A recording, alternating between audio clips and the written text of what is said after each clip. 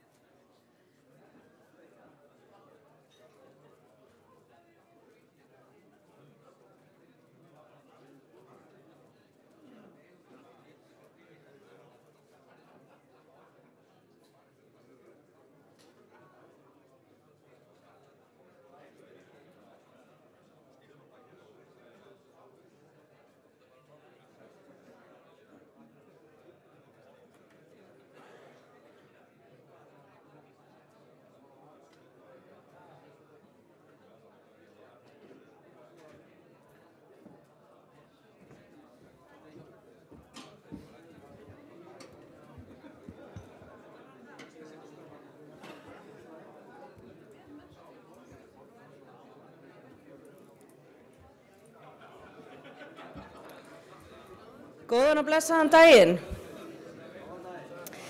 Kæru þingfulltrúar, forseti ISÍ. Ég vil bjóða ykkur öll hjartanlega velkomin og ég vil þakka ykkur fyrir komuna. Og ég set hér með Golfþing Golfsambands Íslands á 83. starfsári sambandsins. Samkvæmt annarri grein dagskrár þingsins þá skal taka fyrir inngöngu nýrra golfklúbba. Og það svo ánægjulegt að í ár þá liggur fyrir umsókn frá golfklúbbnum Hraunborgum. Og það komið samþykki frá Héraðssambandi og ISÍ, þannig að formsatriði hjá okkur að bjóða þið velkomin. Og ég ætla að spyrja þingfulltrúa hvort þið séu samþykk því og biðja ykkur að lyfta spjöldum sem þið væntanlega eru með eða með góðu lófatæki. Já.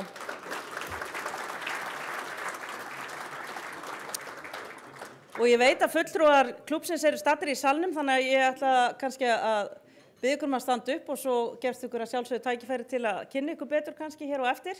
Hvar eru fulltrúar þarna? Glæsilega Ragnheiður og Sigríður mættar, þannig að verið hjartanlega velkomnar og við bjóðum ykkur hjartanlega velkomin í hreyfinguna og ánægjulega fréttir. Yfir 200 meðlimir veit ég. En ég ætla að gera það tillögu minni að í kjörbréfanefndinni starfi Sæmundur Melstað, Ólafur B. Loftsson og Arnar Geirsson. Eru þingfulltrúar sammála því?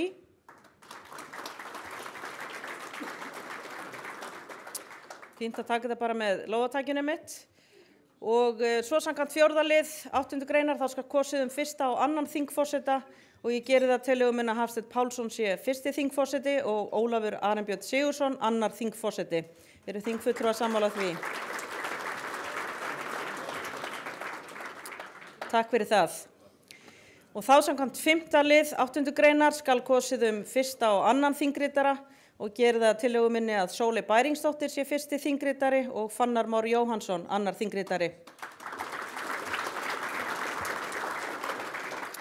Allir samþykkir því og þá að þessu samþykktu þá vil ég bjóða Hafsteinn Pálsson velkomin í pontu.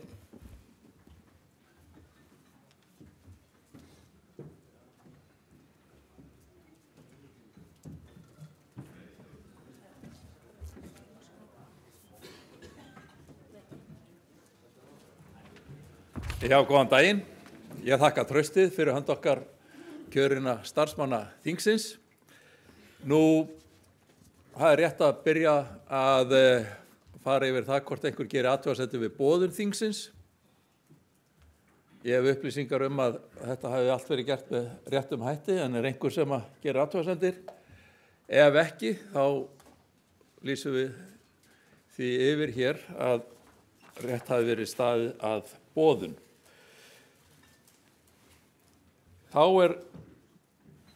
næst komið að Steindóri Ragnarsinni að gera grein fyrir framtíðarsýn golfklúbbs Akureyrar. Gjörðu svo vel.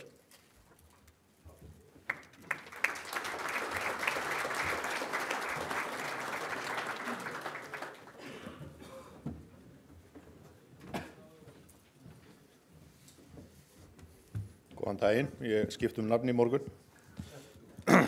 Ég hérna í Forvöllum, heiti Jón Steindór, fyrir hann Steindór sem laðist í flensu.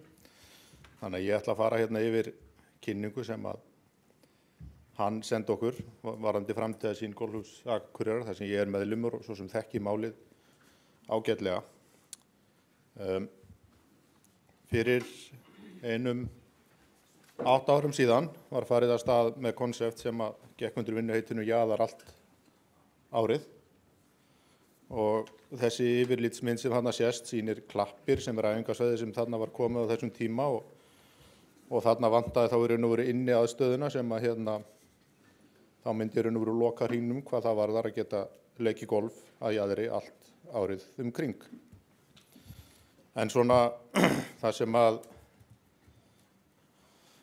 líka þetta snýst er auðvitað golfvöllurinn sjálfur og þar hefur verið lögð áhersla á eins og annar staðar að viðhalda alþjóða umhverfisvottun á umhirðu.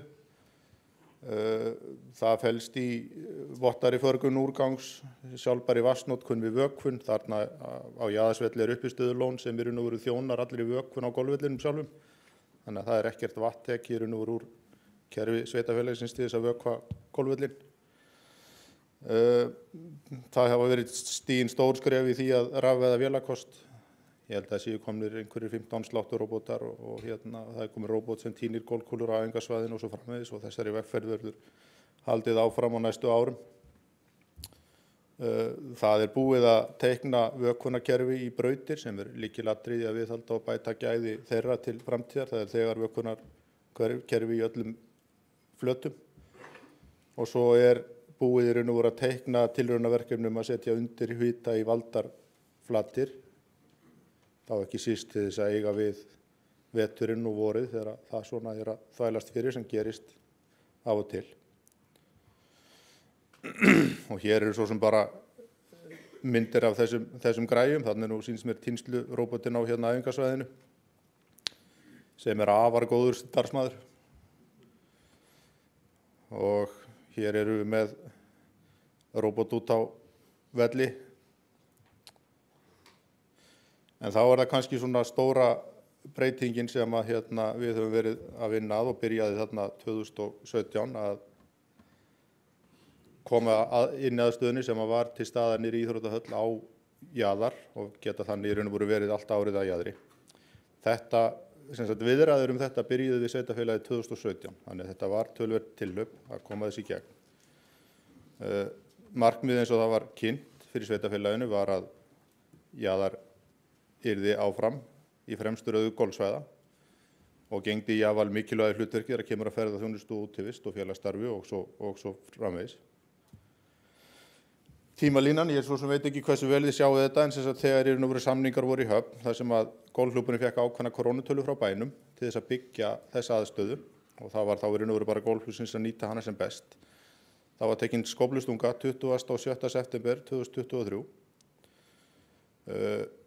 2 dögum seinna þá var byrjaði raun og veru að taka grunninn. Í janúar var platan fyrir kjallarann klár, sem 24. Í apríl var þá platan fyrir aðalhæð byggingarinnar klár. Og kjölfarið á þessu fóru menn í sumarfrí og fóru bara að sinna golfvellunum og öðru slíku. 28. ágúst var hafist handa við að reisa stálgrindarhús ofan á plötuna. 11. september voru fyrstu einingarnar settar upp. Og 9. október var búið að loka húsinu að fullu, sem sagt ári eftir að fyrsta skóflustunga var tekin. Örlitlu seinna var golf fyrir millibingu sem að tengir klúbbhúsið og nýju aðstöðuna saman sett niður. Og örfáum dögum seinna var búið þá voru að steypa þessa plötu þarna á milli og þá var hafist handa við að reisa hana. Og 3. des 24 var púttflötin lögð í nýju aðstöðuna. Svo voru golfhermarnir kláraðir degi seinna og 16. des, sem sagt 14 mánuðum eftir fyrstu skóflustungu, var nýja aðstaðan opnuð. Og það var bara ótrúlega góður árangur og mikill hraði. Og svo 15. maí var golfbúðin í millibyggingunni klár og opin og tilbúin í raun og veru til þjónustu fyrir félag og gesti. En inniaðstaðan hnotskurn, hún þannig að á jarðhæð byggingarinnar hún sem sagt 540 fermetrar stærð og leysir á hólmi aðstöðu sem var út í bæ sem var mjög góð í íþróttahöllinni en hún var löngu sprungin. Það er innangengt í aðstöðuna úr golfskóla í gegnum tengibyggingu þar sem að ný golfbúð afgreiðsla klúbbsins er staðsett. Og í þessari inni aðstöðu eru 6 golfhermar og 18 holu pútt og vippsvæði sem er ríflega tvöfalt stærra. Það voru 2 golfhermar í gömlu aðstöðunu og miklu minna svæði til þess að æfa stuttarspilið á. Uppsetningin á þessu auðvitað tekur mið af því að þetta er líka íþróttaaðstað, þetta er fyrir íþróttamennina líka þannig að þið geti æft sig. Þess að afreikskylfingana, börnin, úlingana og svo framvegis. Og þá er nú verið komið við að því hvert markmiðið með þessu öllu saman er að það er öflugra íþrótt og félagsstarf. Með þessu að þá er hægt að byggja upp ennþá öflugra íþróttastarf. Með betri nýtingu og æfingaaðstöðu þá bæði í nýju viðbyggingunni og eins í Klöppum æfingasvæðinu. Það er aukinn sveigjanleiki að geta nýtt aðstöðuna inn og út í allt árið. Og svo náttúrulega þarna þriðji punkturinn sem við höfum voðalega gaman að þetta opnar á möguleika að halda æfingar á Akureyri fyrir landsliðshópa. Það var gert í fyrsta skipti í mars á þessu ári og heppnaðist afar vel. Ótrúlega gaman að taka á móti þeim hópi. Og svo er það er öflugra félagsstarf. Það sem gera má ráð fyrir aðstaðan laða þessi fleiri félag árið kring og það hefur alveg sést að þarna er líf frá 8 á morgnana og fram til 10 á kvöldin. Eldri félagarnir þeir koma á morgnana, þeir eru mikið til klukkan 1 svona það bil. Hérna æfingarnar hafa ákveðin forgang frá 2 til 7. En svona 5-leytið fara almennu félagarnir svo að koma að nýta sér aðstöðuna og þeir eru þá fram til 10 á kvöldin og þessi sambúð hefur gengið bara afar vel. Og hér eru svo bara nokkrar hérna myndir. Hér sjáum við voru teikningu af aðstöðunni séð frá 18. flötinni og hvíta húsið lengst hægra megin þá voru núverandi klúbbhús. Svo sjáum við svörtu bygginguna, það er þessi millibygging sem ég hef nefnt nokkrum sinnum. Og svo er byggingin lengst vinstra megin þá nýja inni aðstaðan. Og svo sjáum við klappir þannig vinstra megin í örlítið meir í fjarska. Og hérna er annað sjónarhorn á þetta, þið sjáum þarna lengst hægra megin pallinn, þið sem þekkið til, sem er þarna sunnan við skálan. Næsta vor verður hann þá framlengdur í raun og veru, svo ég tala nú bara í áttum eins og við gerum, sunnan við millibygginguna og suður fyrir golfskólan. Þannig að þarna kemur þá nú veru mjög flott svæði til dæmis til þess að fylgjast með fólki ljúka leik bæði á 18. og 9. Þannig að þetta svona fyrir utan að þarna er gott skjól og það er alltaf gott veður, þannig að þetta verður mjög fínt. Og hérna sjáum við þá nú bara nánari myndir af pallinum. Hérna manneskjan sem þarna stendur, hún stendur nú við gamla golfskólan á pallinum þar. Og hér nú þá tímasetningarnar. Hér verið að taka fyrstu skóflustunguna og hérna fyrsta grafan mætt. Hér verið að grafa grunninn. Þetta nú tímasetningarna sem ég nefndi þarna áðan. Þetta í lok október. Hér verið að steypa þessa margfrægu plötu í kjallaranum. Það var gert í janúar, þannig að það má segja að við vorum heppin að því leita að veðri vann með klúbbnum í þessari vinnu. Hér verið að klára þá plötuna, að hífa inn plötuna á jarðhæðina sjálfa. Það var gert í apríl. Hér verið að reisa stálgrindina.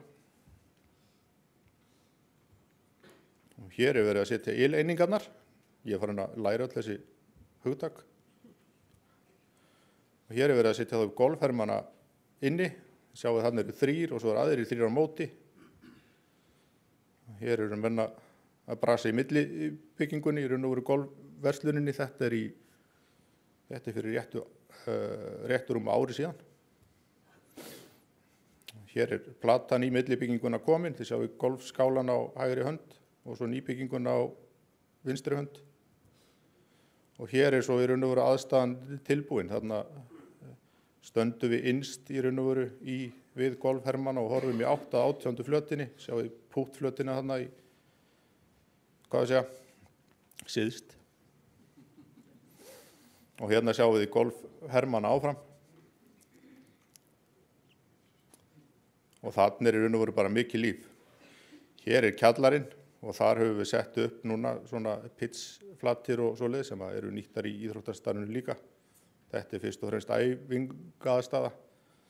Þarna krakkarnir til dæmis með skápa sem þið geta geymt golfsettin sín í. Þið sjáu þau þannig á hægri hönd, þau geta smellt þarna inn í verið með lykil og þurfa þá ekki að burðast með það fram og tilbaka sko. Og hér erum við í kjallaranum áfram, þarna eru 2 hermar sem eru þá bara til þjálfunar og eru nú æfinga og slíks. Þannig að geta golfkennararnir unnið svona meira með sínum iðkendum. Og fyrir þá sem eru harðastir þá er þetta að slá í net. Og hér er í raun og veru þá svo í lokin teikningin af millibyggingunni sjálfur eins og hún mun líta út. Hún er langt komin. Hér er bara staðan á henni fyrir ekkert svo lengu síðan. Það er búið að klæða hana utan og þessi forstofubygging hún er í byggingu núna, þessi sem þið sjáið hér. Hér er golfverslunin, þetta er millibyggingin sem ég nefndi. Þarna er komin mjög góð og vel sótt verslun. Fleiri myndir þar. Þarna erum við að horfa í norður. Svo er hérna æfingasvæðið Klappir. Þar settum við að setja GA upp Trackman Range og það hefur reynst gríðarlega vel og aðsókn hefur ríflega 2-faldast með því sem er sérstaklega gaman að sjá og þessi mynd er kannski svolítið tákgræn fyrir hvar mesta aukningin er. Það er rosa mikið ungu fólki sem kemur þarna og nýtir sér aðstöðuna. Þetta er orðið fullt frá morgni til kvölds á báðum hæðum, bæði uppi og niðri. Og hér er kannski svona lykillinn að þessu öllu saman að þessi hópur hér, hann gengur undir nafninu Fjósakallarnir, þeir nefndu sér það sjálfir. Þetta eru frábæri sjálfboðaliðar sem hafa unnið í raun og veru uppbyggingu að jaðri í áraraðir og hafa mjög gaman að þessu, þess vegna eru þau nú að þessu. En án þeirra í raun og veru þá væri þetta illframkvæmanlegt og fleiri þetta sjálfboðaliðar sem koma að þessu líka, en þessi hópur hefur verið algjörlega frábær. Og í sumar þá ákvað GA einmitt í tilefni af því að gera þennan hóp að heiðursfélögum í klúbbnum og þannig er David Barnwell, okkar góði vinnur þannig með þeim að fá í raun og veru viðurkenningu fyrir frábært starf. Og þannig er Bjarni Þórhallsson formaður klúbbsins og Hulda Bjarnadóttir, forseti golfsambandsins með þeim einmitt á mynd. Mjög gott veður eins og alltaf. Og hér er svo í raun og veru stjórn klúbbsins og þannig er í raun og veru bara að vísa til þess að þetta er alltaf samstarf. Þetta er samstarf sjálfboðaliða, þetta er samstarf stjórnarmanna í golfklúbbunum. Þeir verða auðvitað að standa á bak við þetta allt saman. Og þannig er framkvæmdastjórinn okkar Steindór sem liggur heim í flensu. Og svo erum við auðvitað með frábært starfsfólk líka sem auðvitað bara nýtti veturinn vel í að vinna þessu og þess vegna tókst að gera þetta stuttum tíma. Þessi aðstæða hefur algjörlega gjörbreytt öllu starfi og í raun og veru lykillinn er að hafa þetta allt saman á einum stað. Það hjálpar félagsstarfinu, það hjálpar afreksstarfinu og það er í raun og veru hjálpar þessu bara allan hringinn. Þannig að ég held að GA geti verið mjög ánægt með hvernig í raun og veru þetta tókst til. Þá held ég að ég sé búinn að fara í gegnum kynninguna og þakka fyrir mig.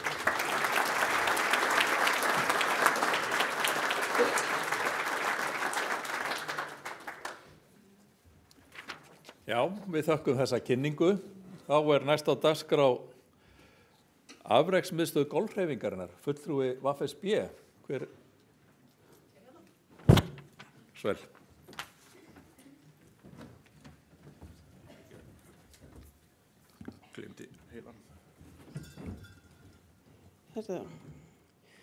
Heiru sælverði, Lilja Karlsdóttir heiti ég er framkvæmdastjóri VFSB verkfræðistofu og er félagsmaður í Keili líka. Og ég ætla að fara yfir með ykkur verkefni sem við erum búin að vinna á síðustu vikum fyrir GSI með svona svokallaða forgreiningu á þessu við höfum kallað afreksmiðstöð golfhreyfingarinnar eða vinnu heitið Golf Iceland. Ég veit að málfarsráðuneytið kemur kannski eftir mér með það heiti en já. Það hefur náttúrulega verið algjör sprenging í golfíþróttinni síðustu ár. Þetta hefur 65% aukning frá 2019 held ég að vera tölurnar sem ég fékk. Og það er eitthvað allt annað en þegar ég byrjaði sem krakki kringum árið 1985 þá var fyrir utan að maður talið skrítinn að spila golf. Þá var að saga til næsta bæjar ef að það voru meira en 10 þáttakendur í meistaraflokki kvenna á Íslandsmóti. En í dag voru 50 og komust færri að en vildu, þannig að þetta sýnir bara að þetta er frábær þróun. En þessar þróun fylgir því að það er orðnar auknar kröfur gæði á æfingasvæðunum og bæði kröfur frá kylfingunum líka bara komin kannski stífari afreksstefna hjá GSÍ. Og það er bara vel og þetta verkefni sem ég að fara yfir við erum eiginlega út af því að það eru komnar þessar auknu kröfur. Þannig að verkefni sem ég að fara í gegnum að þessi forgreining á þessar afreksmiðstöð eða Golf Iceland með öllum þeim fyrirvörum sem fylgir því. En hugmyndin, hver er hugmyndin þá? Og kannski markmiðið, byrjum á markmiðin, þá markmiðið að koma á laggirnar alþjóðlega viðurkenndri afreksmiðstöð fyrir golfíþróttuna á Íslandi. Og hvað felst í því? Það voru setnar svona ákveðnar forsendur þegar við byrjum okkar vinnu. Og þá erum við að tala í fyrsta lagi útiæfingasvæði sem 12 hektarar á stærð, þar sem hægt að æfa allar tegundir af höggum, þvers og kruss á grasi sem sagt. Og í tengslum við það útiæfingasvæði var í aðstæða innandyra fyrir sem þá fá afrekskeillingarnar hafa þá forgang en væri líka opið fyrir almenning fyrir okkur á veturnar og svo líka náttúrulega bara þegar að sumrið klikkar hjá okkur. Og draumurinn væri að þessi aðstæða væri í tengslum við 18 hóla alþjóðlegan keppnisvöll sem náttúrulega ekki til staðar hjá okkur í dag. Verkefni hjá okkur var að fara yfir skipulagsmál og skipulagsferli og svona ef þið vitið ekki þá stýra skipulagsmál lífi ykkar allra á einn eða annan hátt því að það er það sem mótar umhverfið sem við búum í og spilum golf í og það er ekki hægt að framkvæma neitt á Íslandi nema að sé búið að samþykkja svæðisskipulag, aðalskipulag og deiliskipulag eða maður sé allavega að vinna í samræmi við það. Við unnum frumkostnaðaráætlun fyrir bygginguna og útiæfingasvæðið en við vorum ekki að skoða nýjan 18 hóla golfvöll og svo unnum við svokallaða valkostagreiningu eða það sem á ensku kallast multi-criteria analysis fyrir mögulega staðsetningar á þessari aðstöðu á suðvesturhorni landsins og það var eina forsendunum sem fengur frá GSÍ. Ég er ekki að fara að sýna ykkur eitthvað einn sigurvegara eða eina niðurstöðu, ég heldur ég meira að leiða ykkur í gegnum tölurnar sem við vorum að vinna með og gögnin sem við erum búin að búa til og afhenda GSÍ. Já, ég tek það fram að þetta er unnið með gervigreind þessar myndir, þetta er ekki eins og þetta mun líta út ef þið hafi ekki tekið eftir því. En við byrjum á skipulagsmálunum og bara ferli verkefna per se, því þetta er alveg ágætlega stórt verkefni sem við erum að skoða. Ég setti upp bara einfaldan tímaás til að sýna áhrifin af því að þurfa að fara í aðalskipulagsbreytingu. Efra dæmið er valkostur þar sem þú þarft að fara í aðalskipulagsbreytingu, að þá er eiginlega fyrsta árið, eða það tekur alveg 1 ár að fara í aðalskipulagsbreytinguna. Og ég veit hvað er að hugsa, getur ekki tekist skemmri tíma, en nei, það er bara standardtími sem fer í aðalskipulagsbreytingu. Og bara fínt ef maður sleppir með 1 ár. Þar á eftir tekur síðan við forhönnun og deiliskipulagsvinna, það þarf alltaf að breyta deiliskipulagi þegar maður er að fara í svona verkhönnun útboð ár 3. ár og framkvæmdin ef allt gengur vel 2 ár og svo er græni liturinn þarna bara sýnir þá opnun aðstöðunar. Þannig að þegar við erum að tala 5-6 ár allt eftir því hvort það þarf að breyta aðalskipulagi eða ekki. Og þessi tímarammi hefst í rauninni ekki fyrir að það er búið að ná samkomulagi milli sveitarfélaga, ríkis og golfhreyfingarinnar hvaða vegferði verið að fara í. Og það undirbúningsferli getur tekið mánuði og jafnvel ár og við erum alveg með dæmi innviðaverkefni á Íslandi sem hafa tekið áratugi. Eitt dæmi er í auglýsingu bara akkurat núna, heitir Sundabraut, það er verið að breyta aðalskipulagi í dag og það eru komin 4 eða 5 áratugir sem það er búin að vera undirbúningsfasi áður að kemst þessa mynd. Ég er ekki að draga úr ykkur með þetta allt og segja þetta sé allt eitthvað ómögulegt og tekið rosa langa tíma, en bara svona væntingastjórnun í að þetta er heilmikið ferli.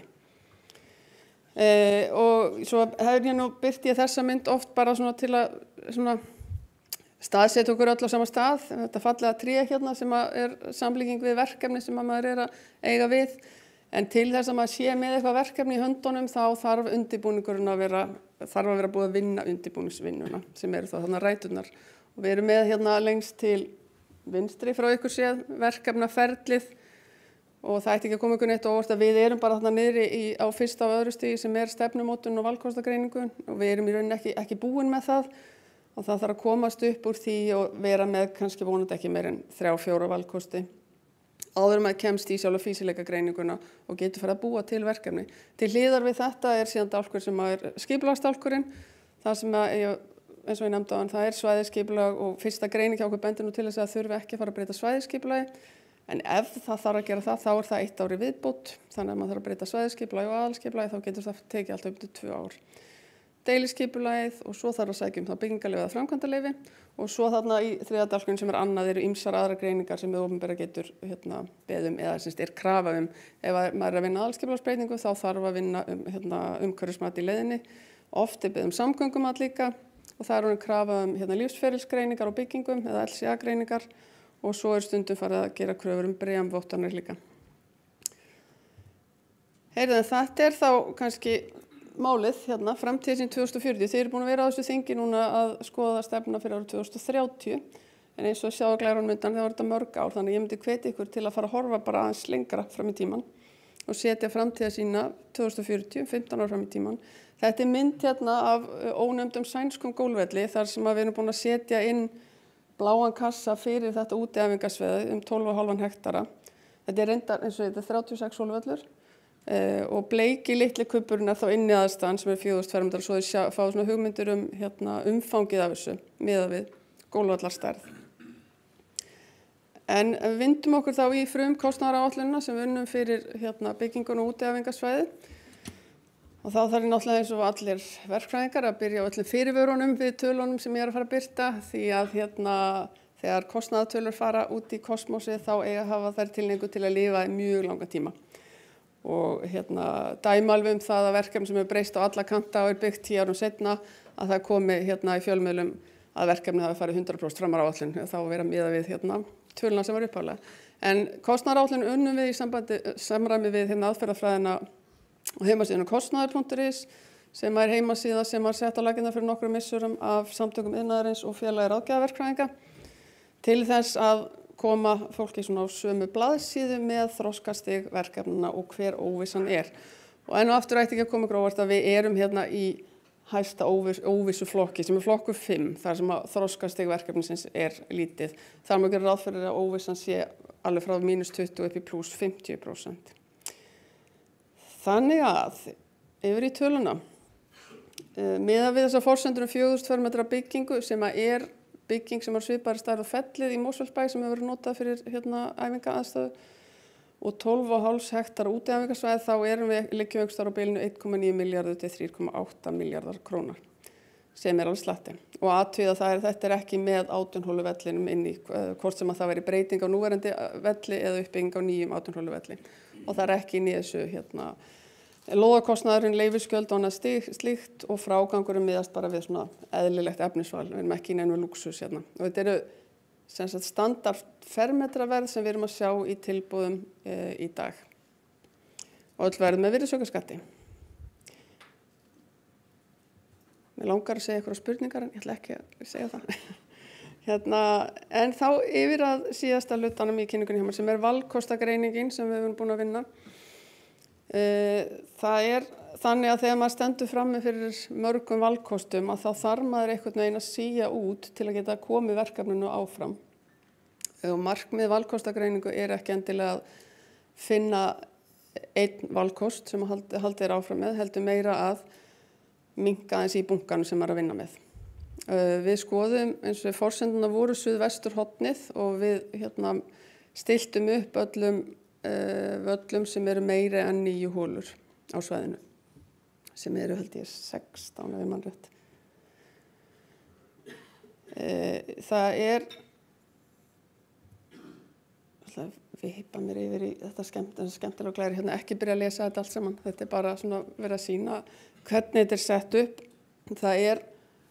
Maður stillir þessu upp, maður ákveður ákveðna matstætti sem eru litasúlurnar til vinstri og við erum búin að leggja til þessi skipulag, svo eru ákveðnir undirþættir þar, klúbburinn, iðkendur, samgöngur, umhverfi og svo þarf að sjálfsögðu að meta kostnaðinn líka.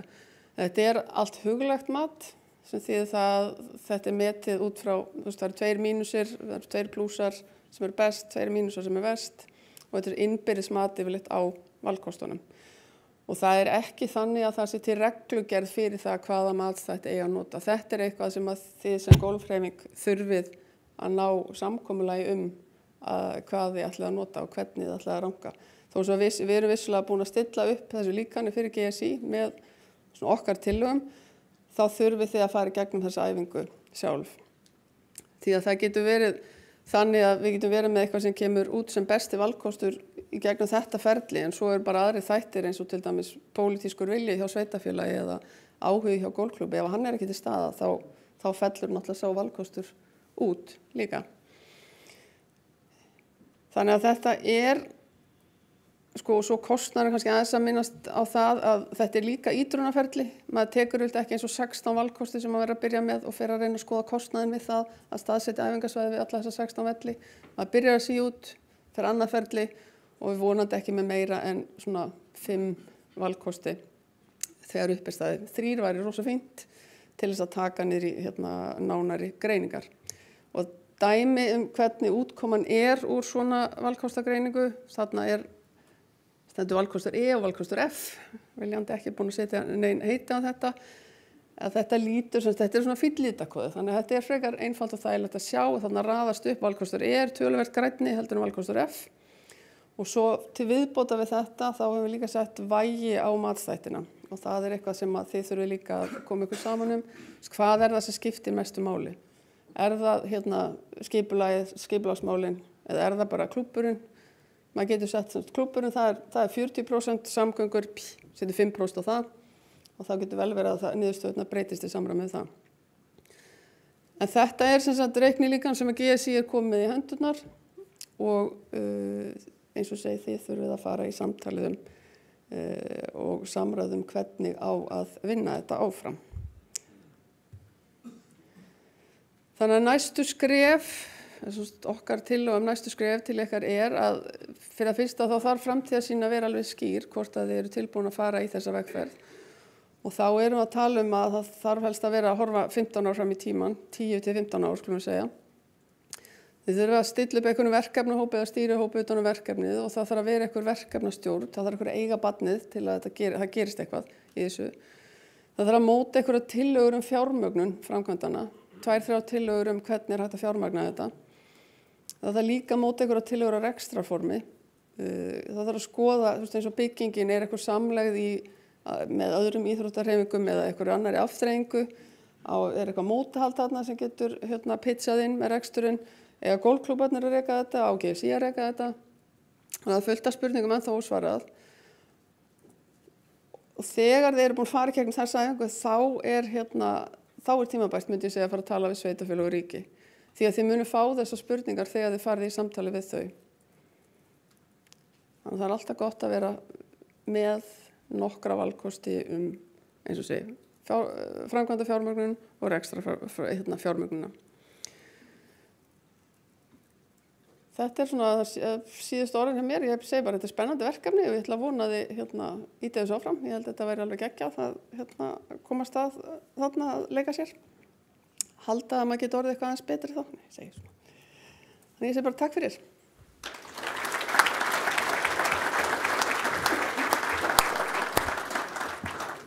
Takk fyrir þetta. Þá komið að Arnari Geirssyni að fjalla hagræn áhrif golfíþróttarinnar. Gjör svo vel.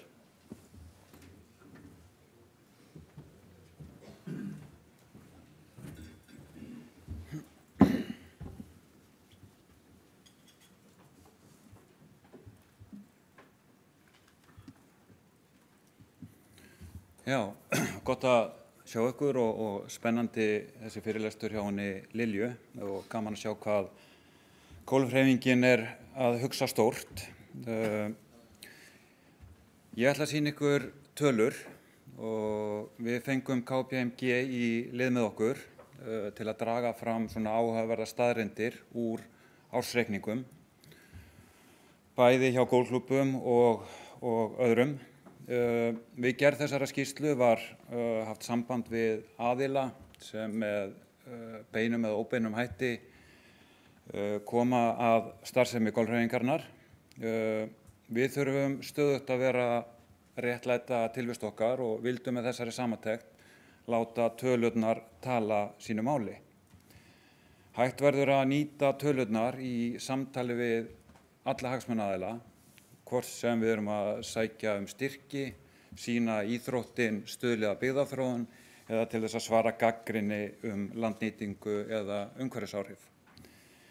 Við viljum með þessu framtaki að horft verði til golfhreyfingarinnar sem góðan fjárfestingakost. Við erum fjölmennasta einstaklingsíþróttin hér á landi með 30.000 kylfinga skráða í golfklúbba. Önnur 30.000 eru þarna úti sem fara í golf kannski einu sinni á ári en ekki skráð í golfklúbba. Það gerir 60.000 kylfinga eða 15% þjóðarinnar. Í mörgum löndum í kringum okkur eru kylfingar sem leika ekki á golfvöllum fjölmennari en þeir sem eru á golfvöllum. Við hér þekkjum stærðina vinstra megin en við þekkjum ekki stærðina sem ber bara í golfhermum og á æfingasvæðum. Hjá kylfingum sem eru eingöngu í golfhermum eða á æfingasvæðum er hlutfall kvenna hærra og meðalaldurinn lægri sé það borið saman við kylfinga í golfklúbbum. Ég set þetta hérna fram bara svona til umhugsunar og hvort og hvenar við verðum komin með stærri hóp sem notar ekki golfvellina en samt að stunda golf. Það líklegt að talan fyrir kylfinga sem velja að leika ekki á golfvellum sé lægri hér á landi þar sem aðgengi gott og frekar lágt félagsgjald í golfklúbba. Hér sjáum við þróun á kylfingum á síðustu árum. Við tölum oft aðgengi að golfvellum. Í dag eru svona cirka 5.000 kylfingar með skráð lögheimili á höfuðborgarsvæðinu en í golfklúbbum utan höfuðborgarsvæðisins. Golfklúbbar eins og Úthlíð, Hveragerði, Ásatún, Grindavík, Borgarnes eru þar með mjög stórt hlutfall og stórhöfuðborgarsvæðið getur auðveldlega tekið við öðrum 5.000 kylfingum héðan af höfuðborgarsvæðinu. Hérna langar okkur að skoða dæmigerðan meðal golfklúbb eftir landsvæði. Við skiptum golfklúbbum upp í 3 svæði, annars vegar landið, stórhöfuðborgarsvæði sem nær frá Akranesi að Selfossi og út á Suðurnes og síðan í áframhaldandi vinnu við þessa skýrslu hugmyndin að brjóta þetta enn meira niður. Hér sjáum við þennan gífurlega vöxt í heildartekjum frá árinu 2003 og það sem kemur á óvart hvað tekjur byrja að aukast 2019 og það fyrir COVID og það halda áfram að aukast alveg fram til dagsins í dag. Tekjur per kylfing hafa hækkað 39% á meðan verðlag í landinu hækkað 46% á sama tíma.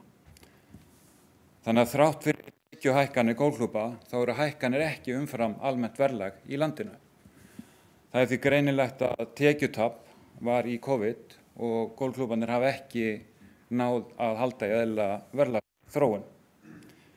Ef við horfum á árið þarna 2019 þá vorum við á hraðri uppleið áður en COVID skellur á og maður spyr sig hvar værum við ekki bara á enn betri stað í dag ef COVID hefði ekki mætt.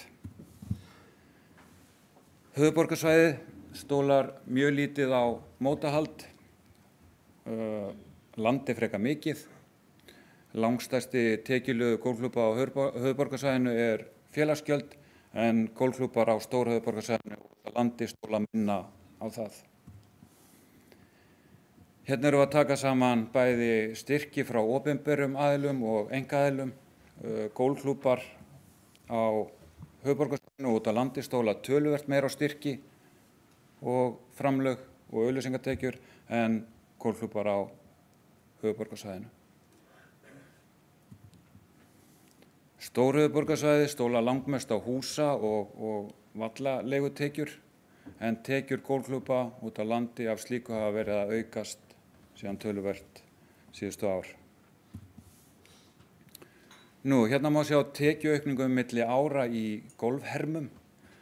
Þennan vöxt má að stærstu leyti rekja til einkaframtaksins eins og sést kannski á grafinu lengst til hægri. En almennir kylfingar hafa í dag aðgengi að sirka 100 gólfhermum. Æfingasvæði tóku rosalegt stökk á milli árana 2023 og 2024. Okkur finnst líklegt að tækniframfarir og leikjavæðing á þessum svæðum eigi þar stóran þátt í þeirri aukningu.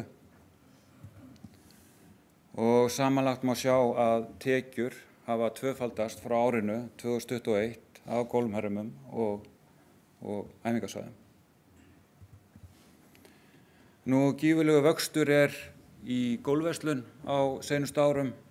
Einnig má áætla að kylfingar versli annað eins í netverslun erlendis frá. Þessar tölur gefa líka til kynna að það fullt af fólki sem að kaupa eitthvað gólftengt, sem kannski ekki skráð í gólfklúbba en að stíga sín fyrstu skref í gólfi, og sem dæmi svona þessi sérstöku byrjandasett, þau hafa verið mjög eftirsótt og voru uppseld í mörgum verslunum. Gróflega má áætla að með íslenskum ferðaskrifstofum fari 8.000 kylfingar í gólfferðir á ári. Miðað við að meðalverð sé svona 350.000 krónur eru tekjur af seldum gólfferðum milli 2,5 og 2,8 milljarða króna. Síðan eru þetta fjöldinn allur af íslenskum kylfingum sem að fara í gólfferðir og bóka þær millilega laust. Beint hagspor gólfhreyfingan metið í fyrra á 12 milljarða og hefur vaxið hratt á undanförnum árum. Stærstu hluti tekna kemur frá gólfklúbbum, en þjónusta sem tengist íþróttinni hefur vaxið gífurlega síðastliðin ár. Gólfhermar vaxa hratt og munum við líklega sjá enn meiri vöxt á næstu árum. Þessi vöxtur síðastliðin ár skýrist fyrst og fremst af öflugri innlendri þáttöku og þróun í þjónustu og innviðum sem styðja við gólfið sem íþrótt. Erlendi kylfingar eru enn sem komið lítið nýttur markhópur og fela í sér verulegt sóknarfæri. Heildarhagspor gólfsins þó mun meira en bein áhrif gefa til kynna. Samfélagslegt gildi íþróttarinnar umtalsvert, bæði hvað varðar heilsu, forvarnir, félagsleg áhrif og jákvæða byggðaþróun. 6.000 erlendi ferðamenn léku gólf hér á landi í sumar, og gera má ráð fyrir að ferðamennska tengd gólfi hafi velt 800 milljónum króna. Áætlað að 15.000 gistinætur séu seldar beinlínis vegna gólfleiks, og samkvæmt þessum forsendum má meta að beina eyðslu erlendra kylfinga á 155 milljónir króna. Og samkvæmt könnunum í Evrópu eru gólfferðamenn kylfingar að eyða 60% meira en almennir ferðamenn. Við getum komið öllum gólfvöllum landsins fyrir í Heiðmörk, og í nýrri könnun frá Gallup sjáum við að jákvætt viðhorf til íþróttarinnar að aukast, neikvæðum röddum fækkar. Þeir sem eru neikvæðir nefna helst sóun á landi og það sé dýrt að stunda íþróttina. Og svona í lokin, hvernig verða þessar tölur eftir 5 eða 25 ár? Við stiltum upp 3 spám, einni lágspá, einni meðal og síðan einni svona háflegri. Ef við förum milliveginn þá verður áætlaður fjöldi skráðra kylfinga 40.000 eftir 5 ár. Það verður því næg eftirspurn eftir að komast í gólf. En ég er sannfærður að við munum finna leiðir til að anna henni. Svona í lokin þá mun GSI með KPMG á næstu vikum pakka þessum lykiltölum inn og gefa út í stuttri skýrslu. Eins munum við nýta okkur samfélagsmiðla til að kosta og birta þessar niðurstöður. Bara takk fyrir áheyrnina.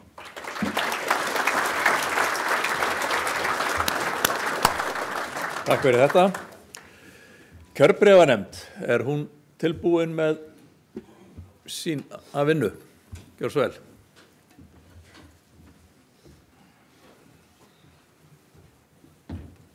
Góðan daginn, Sæmundur heiti ég. Heyrðu, skráðir það eru skráðir 132 þátttakendur með samtals 179 atkvæði af 287, þannig að og frá 29 klúbbum. Þannig að ég held að sé ekki meira það að segja.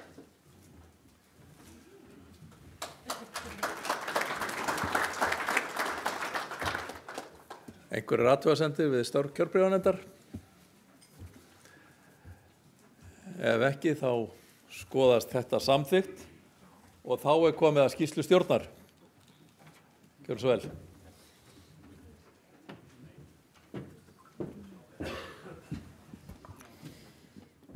Takk fyrir það, Hafsteinn.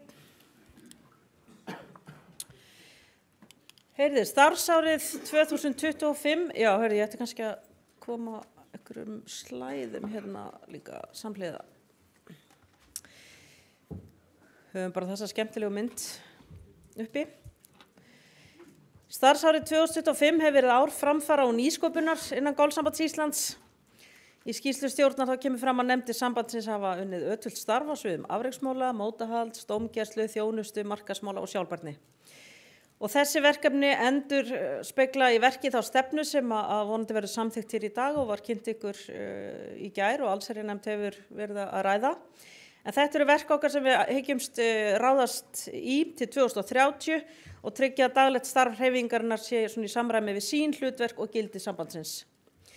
Og framkvæmd stórra verkefna sem golfmiðstöðin sem við kynntum hérna áðan, þetta gerist auðvitað aldrei nema í samstarfi við Íþróttasamband Íslands og vil ég taka það sérstaklega fram hérna og sérstaklega því að Willum og hluti framkvæmdastjórnar eru hér stödd. Þannig að við höfum verið að leggja vinnu í það líka að falast eftir skilningi á því aðstöðuleysi sem staðreynd hjá okkur og að í þjóðarleikvangsumræðinni þá erum við ekki höfð með og eðlilega ekki því að við erum með annars konar þarfir. En þetta segi ég bara til að setja vinnun okkar í heildarsamhengi og við fórum dveli við það í gær að setja þetta í heildarsamhengi og að ræða haghafan okkar og hverjum við þurfum að starfa með til að þetta verði að veruleika og ég vil leið þakka Willum forseta í þessi einstaklega góð og uppbyggileg og hvetjandi samtöl. Ég vil taka það fram, það hefur verið mjög gott samtal og samstarf. En þá að okkar starfi, svona sem lítur beint að stjórninni, við heldum 11 stjórnarfundi auk nokkura stefnumótandi vinnufunda sem voru þetta fyrirferðarmiklir á árinu. En starfsárið nú að baki, hefur verið viðburðaríkt. Fjölgun kylfinga heldur áfram að setja svip sinn á starf hreyfingarinnar og við höldum áfram að tryggja styrkar stoðir í innviðunum, vöxturinn hélt áfram og 11% aukning var staðreynd. Nefndir sambandsins hafa unnið ötult starf, lagt sitt að mörkum til að efla íþróttin okkar, hvort sem litið til afreksstarfsins, mótahaldsins, dómgæslunar, þjónustunar, markaðsmála eða sjálfbærni. Og hér svona farið yfir helstu nefndirnar. Mótahald. Mótanefnd hefur unnið að umbótum í fyrirkomulagi mótahalds. Árið 2025 var annað árið þar sem farið var á hefðbundnum mótaröðum yfir í stök mót, svo sem vor- og haustmót, risamót og heimslistamót. Íslandsmót sem haldið var í Keili setti ný viðmið í umgjörð og upplifun keppenda, meðal annars með risaskjá og áhorfendatjaldi sem skapaði stemningu á borð við alþjóðlegt stórmót. Samstarfi golfklúbba landsins hefur verið lykilatriði að tryggja faglegt mótahald og skoðanakannanir sýna að breytingar hafa almennt verið vel teknar þó áfram sé unnið að lagfæringum.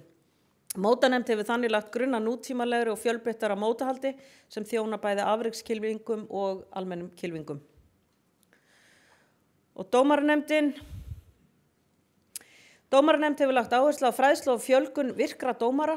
Fjölmennasta héraðsdómaranámskeið til þessa var haldið í febrúar með rúmlega 200 þáttakendum. 90 stóðust prófið og bættust í hóp virkra dómara. Í dag eru 329 héraðsdómarar, 34 landsdómarar og 13 alþjóðadómarar skráðir.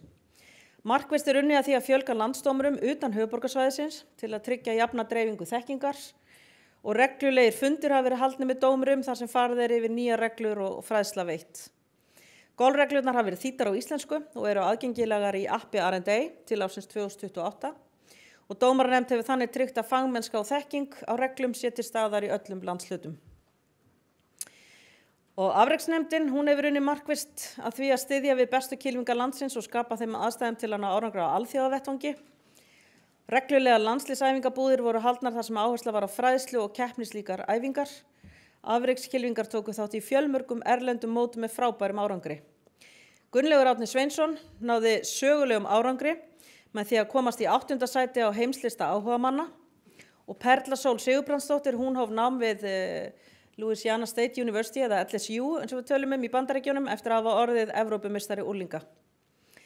Atvinnukylfingar á borði Ragnhildi Kristinsdóttur, Guðrúnu Brá Björgvinsdóttur og Harald Franklín Magnús náðu góðum árangri á LED Access og Challenge Tour. Unglingalið Íslands náði sínum besta árangri til þessa á EM og HM liða. Afreksstarfi hefur þannig styrkt stöðu Íslands á alþjóðavettvangi og lagt grunn að framtíðar árangri. Og hér upp íslenska vegferðin sem að við höfum verið að kynna og fara yfir og hvernig við þá vinnum þetta þrepaskipt og hvar golfsambandið tekur við klúbbunum eftir hæfileikamótinu upp að 14 ára, þá ætti vegferðin að vera orðið mjög skýr og við leggjum áherslu á að vegferðin okkar er í gegnum bandarískt háskólagolf en þó ekki eina leiðin, að sjálfsögðu ekki. En þá að þjónustu og upplýsingatækninefnd. Þjónustu og upplýsingatækninefnd hefur lagt áherslu á stafrænar lausnir sem að bæta upplifun kylfinga og klúbba. Þarna er skemmtileg mynd frá vinnufundunum okkar. Ný útgáfa Golfbox eða Mitt Golf verður kynnt ykkur núna í nóvember og Andreas frá Golfbox fór yfir hér í gær. Og þetta mun gefa ykkur möguleika á að setja inn fréttir og auglýsingar auk þess að efla samskipti við kylfinga. Samstarfi Gamebook hefur tryggt sjálfvirka samstillingu forgjafar milli kerfa og veitt unglingunum ókeypis gullaðild með auknum möguleikum. Og vefurinn golf.is hefur verið endurhannaður og samstarfi rástímar.is hefur aukið aðsókn verulega. Players First hefur verið notað sem gagnagreiningartól og mun á næsta ári bjóða upp á samræmdar viðhorfskannanir fyrir klúbba. Og það er unnið að nýrri lausn til vallamats með snjallsíma sem að spara tíma og minnkar villuáhættu. Og þetta starf hefur styrkt þá stafræna framtíð golfhreyfingarinnar og gert þjónustu við kylfinga nútímalegri og skilvirkari. Og punktur. Aðeins að hægja á sér hérna. Liggur ekki alveg svona mikið á kannski. En þá að sjálfbærninefndinni. Sjálfbærninefnd gaf út sína aðra sjálfbærniskýrslu sem byggir á stefnu GSI. En við vorum fyrst íþróttasambanda til að gefa út sjálfbærniskýrslu. Þetta markar allt mikilvæga áfanga í vinnu hreyfingarinnar og að dýpka þetta verkfærakistun okkar eins og ég nefni stundum. En skýrslan hún er að mæla kolefnasporið okkar. Við settum í gang pilot bara til að rifja það upp og það er öllum klúbbum boðið að vera með í þessu, þannig að ég taki það líka fram. En skýrsla þessi hún mæli kolefnasporið okkar, eldsneytisnotkun, vatnsnotkun og úrgangsmál golfklúbba. Þarna viljum við gera alltaf betur og erum að styðja við hreyfinguna. Áhersla er á að klúbbar taki saman töluleg gögn og sýni sjálfbærni í verki. Samfélagslegir þættir eru einnig teknir fyrir, svo sem aðbúnaður starfsfólks, heilsa og öryggi iðkenda og góðir stjórnarhættir. Og sjálfbærniskýrslan er aðgengileg rafrænt á golf.is og mikilvægur liður í að efla gagnsæi og trúverðugleika okkar í hreyfingunni. Sjálfbærninefnd hefur þannig lagt grunn að framtíð þar sem golfið er í senn íþrótt og samfélagslega ábyrg starfsemi. Og þá er það markaðsnefndin, hún hefur unnið að því að styrkja ímynd og sýnileika golfhreyfingarinnar og við vonum að þið hafi fundið fyrir því. Nýjar áherslur hafa verið lagðar á stafræna miðlun og samfélagsmiðla. Grunnu var lagður að nýju og samræmdu útliti á samfélagsmiðlum með faglegri framsetningu sem að endurspegla metnað okkar. Myndir, myndbönd og sögur úr mótum og afreksstarfi hafa fengið stærra hlutverk á miðlum sambandsins. Árlegt Íslandsmót í golfi var í beinni útsendingu á RÚV sem í ár var tilnefnt sem einn af sjónvarpsviðburðum ársins. Markaðsnefnd hefur þannig eflt ímynd íþróttarinnar, aukið sýnileika afrekskylfinga og styrkt tengsl við kylfinga land allt og við leggjum áfram upp með metnaðarfullt markmið þar. Þannig að samantekið má segja að starfsárið 2025 hafi verið ár framfara uppbyggingar og endursköpunar stefnu og áherslna í takt við þróun golfhreyfingarinnar.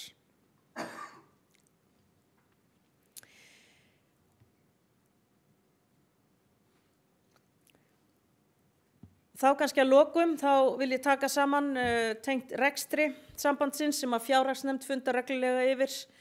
En svona að lokum vil ég segja að golfhreyfingin hún stendur á traustum grunni, ykkur að þakka og hrós til ykkar leið. Við höfum styrkt stöðu okkar hjá golfsambandinu sömuleiðis á undanförnu ári.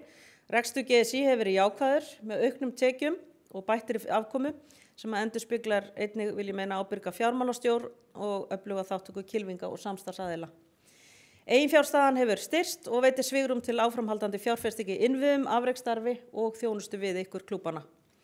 Þannig að samantekjum að segja að skýrsla stjórnar og stefnan tali saman og styðji hvor aðra og með samstiltu átaki nefndana að þá hefst þetta allt hjá okkur og við tengjum saman fortíð og framtíð og flott verkefni. Og ég vil líka taka fram að starfsnefndir golfsambandsins þær hafa verið opnar öllum félagsmönnum úr hreyfingunni og þarna kemur 20 manna og kvenna að starfinu og ég vil þakka ykkur sérstaklega hér sem í salnum sitji fyrir það. Þetta er mikið og þakkavert verk og við viljum færa ykkur öllum okkar bestu þakki fyrir samstarfið á tímabilinu. Einnig vil ég færa starfsfólki fyrir hönd stjórnar kærar þakkir. Það er starfsfólk skrifstofu golfsambandsins, þeim Brynjari Eldóni Geirssyni, Arnari Geirssyni, Kristínu Maríu Þorsteinsdóttur, Ólafi Birni Loftsyni, Sóleyju Bærings, Fannari Má Jóhannessyni, Birni Ólafi Bragarsyni og Magnúsi Oddssyni. Viljum færa okkar bestu þakkir fyrir liðið starfsár. Þið sjáu þetta fólk í áskýrslunni okkar. En það hefur verið mikið lagt á þau núna undanfarið ár með vinnu í kringum stefnumótun og slík verkefni sem eru fyrirferðamikil eins og þið þekkið ofan á dagstaglegt starf og fyrir það erum við þeim afar þakklátt og mætti ég kannski biðja ykkur bara að lokum að þakka þeim með góðu lófataki.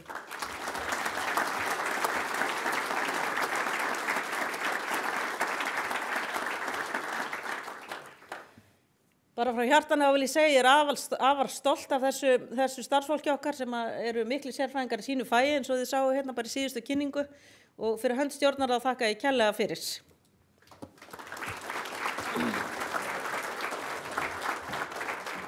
Þakkum skýrslu stjórnar, þá er komið að ársreikningi.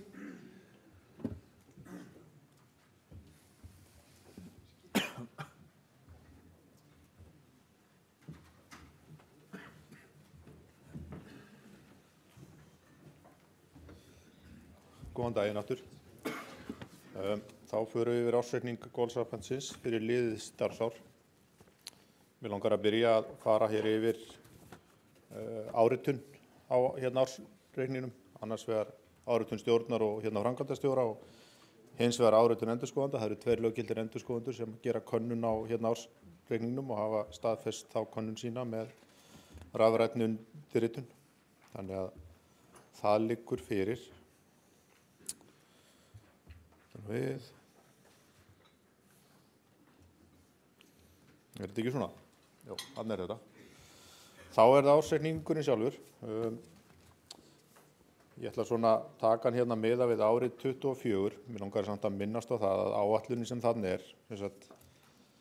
Við gerðum áætlun á síðasta golfþingi til 2 ára. Hún hefur auðvitað þann galla að seinna árið er svolítið svona langt fram í tíman. Þannig á síðasta formannafundi þá kynntum við uppfærða áætlun fyrir 25 sem er í raun og veru þarna, bara þannig að við gerum okkur grein fyrir því ef að forsendur breytast verulega á tímabilinu að þá finnst mér réttara að uppfæra áætlunina þannig að hún sé nær því sem við búumst við. Þannig að áætlun 25 hún er uppfærð frá því sem var kynnt á síðasta golfþingi en árið 24 er þannig til samanburðar.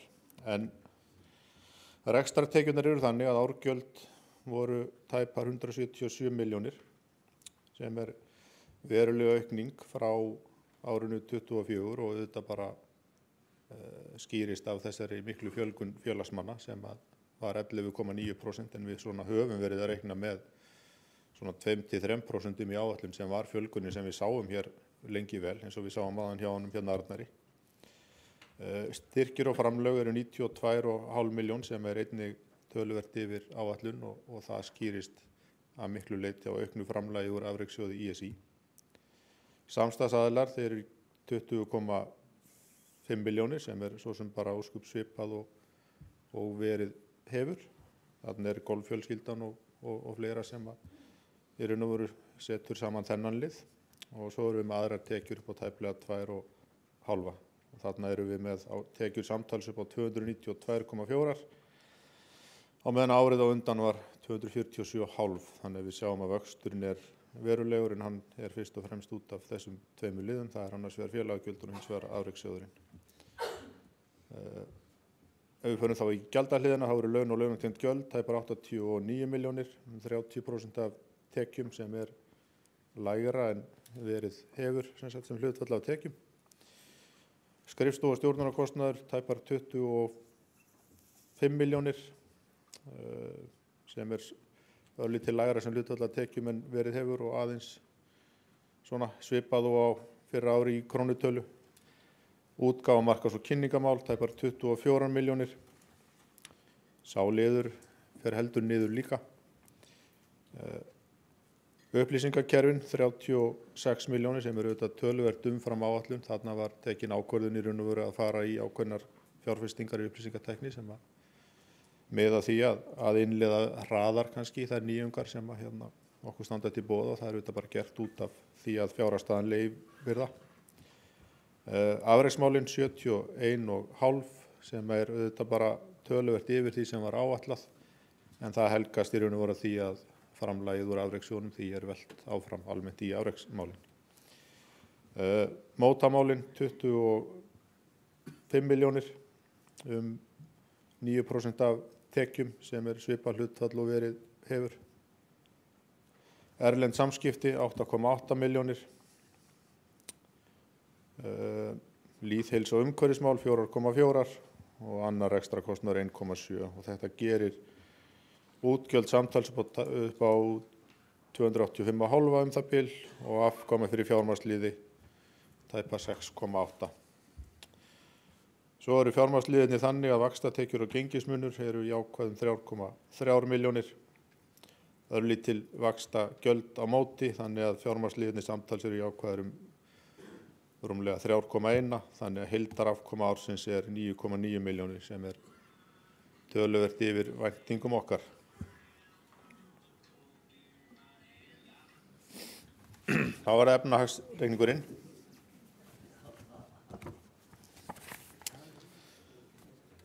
Þar eru við með veltufjármuni, eignir, viðskiptakröfur og fleira 7,1. Aðra skammtímakröfur 2,6. Handbært fé hækkar er 103,5. Þannig að veltufjármunir samtals og eignir samtals eru 113 milljónir.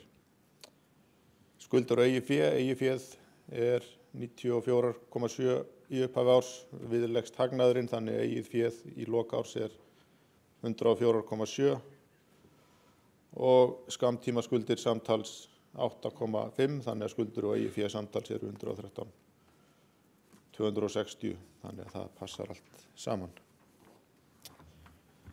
Ef við förum þá aðeins í sundutliðanennar þá sjáum við kannski þarna fyrst og fremst að afrekssjóðurinn fer verulega upp miðað við það sem við áætluðum.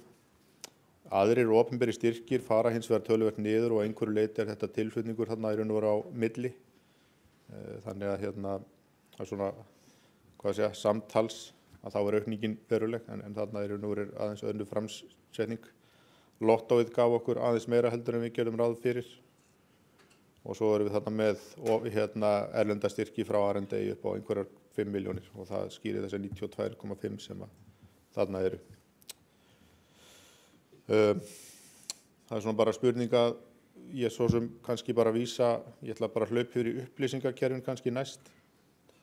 Þar eru við með aukna fjárfestingu í Goldbox, við erum aukinn þróunarkostnað með það sem við gerðum ráð fyrir. Á meðan að bæði tölvukostnaður og vallamatur eru nú bara svipað en það eru nú þróunarkostnaðurinn sem að og aukinn aðeins aukning í Goldbox sem að skýrir þessa aukningu þarna.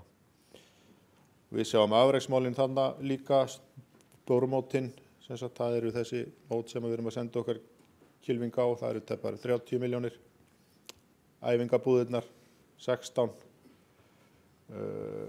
og svo frá styrkir og framlög fara aðeins upp líka og þar verður þá þessi niðurstöð på 71,5 tæpar.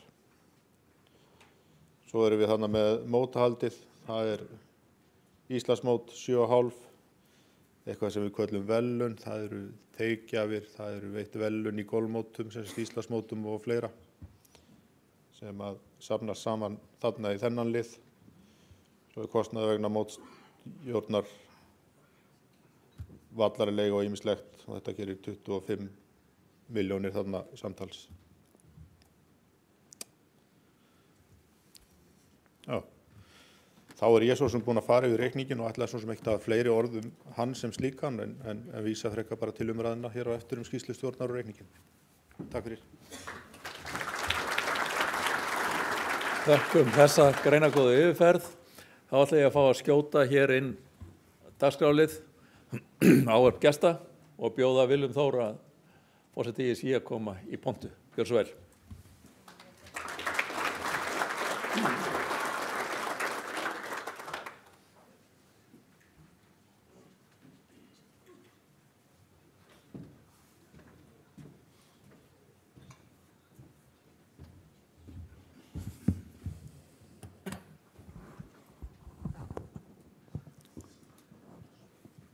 Þingforsetar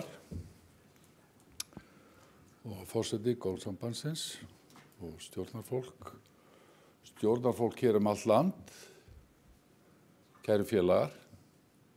Það er algjör heiður en það er líka ánægja og gleði sem fylgir því að fá að vera með ykkur hérna í dag.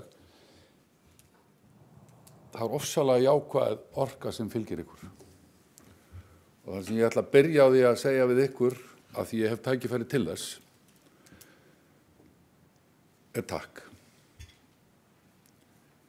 Mér fannst Jón Steindór í sínu erindi mannvirki fyrir norðan, hann reyndar var svolítið mikið að tala áttindar og ég var pínu áttaveldur á þann tíma, en það er starf sjálfboðaliðans.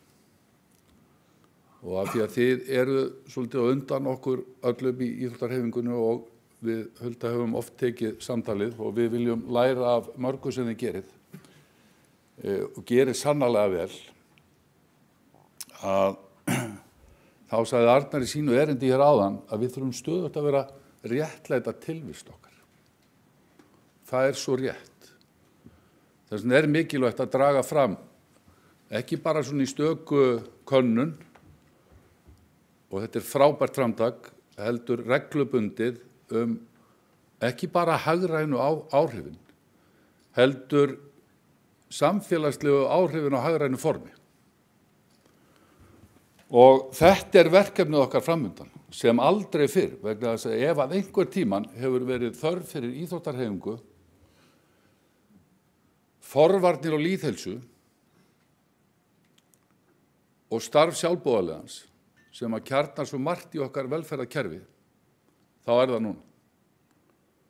Og við þurfum að taka höndum saman hreyfingin og gera þetta saman og vera samstíga í okkar samtali við allt og alla, en ekki síst auðvitað stjórnvöld, sveitarstjórnir og ríki. Vegna þess að annars lætur eitthvað undan. Og hvað er ég að segja þegar ég segi það, og nú er ég enn og aftur bara að hvetja ykkur til dáða í ykkar frábæru störfum, sem ég ber endalaust virðingu fyrir og þess vegna er ég líklegast hér. Og þetta er auðvitað eitt af ykkar gildum, svo ég haldi áfram að hrósa ykkur, vegna þess að það stendur raunverulega allt og fellur þegar það kemur að íþróttum í allri uppbyggingu á gagnkvæmri virðingu. Það er mín reynslu heimur úr þjálfun, að það hafa engin liðin á árangri undir minni stjórn eða sem leikmaður sem ekki ná að ala með sér gagnkvæma virðingu innan hóps og innan félags. Þetta kunnið þið, gerið afskaplega vel og er til eftirbreytni og við þurfum í íþróttarhreyfingunni gjörvaldri að taka upp og hafa í huga. Velferðarkerfið okkar byggir á sjálfboðaliða starfi. Vissulega fara 6 krónur af hverjum 10 sem að við hér inni, einstaklingarnir hér inni, borga í skatt í velferð. Hvernig reikna ég það út? Jú, ríkisfjárlögin eru cirka 1500 milljarðar.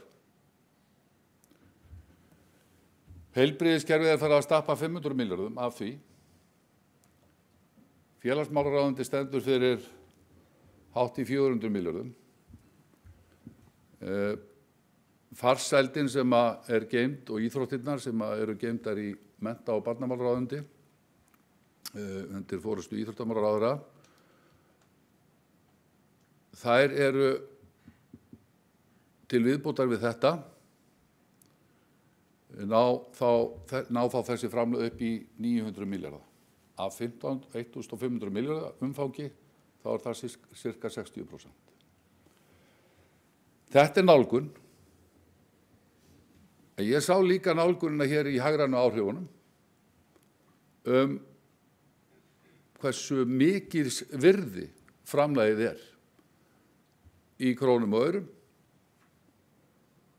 Og það fer ansi nærri lagi vegna þess að það bara bein velta í íþróttahreyfingunni milli 40 og 50 milljarðar líklegast.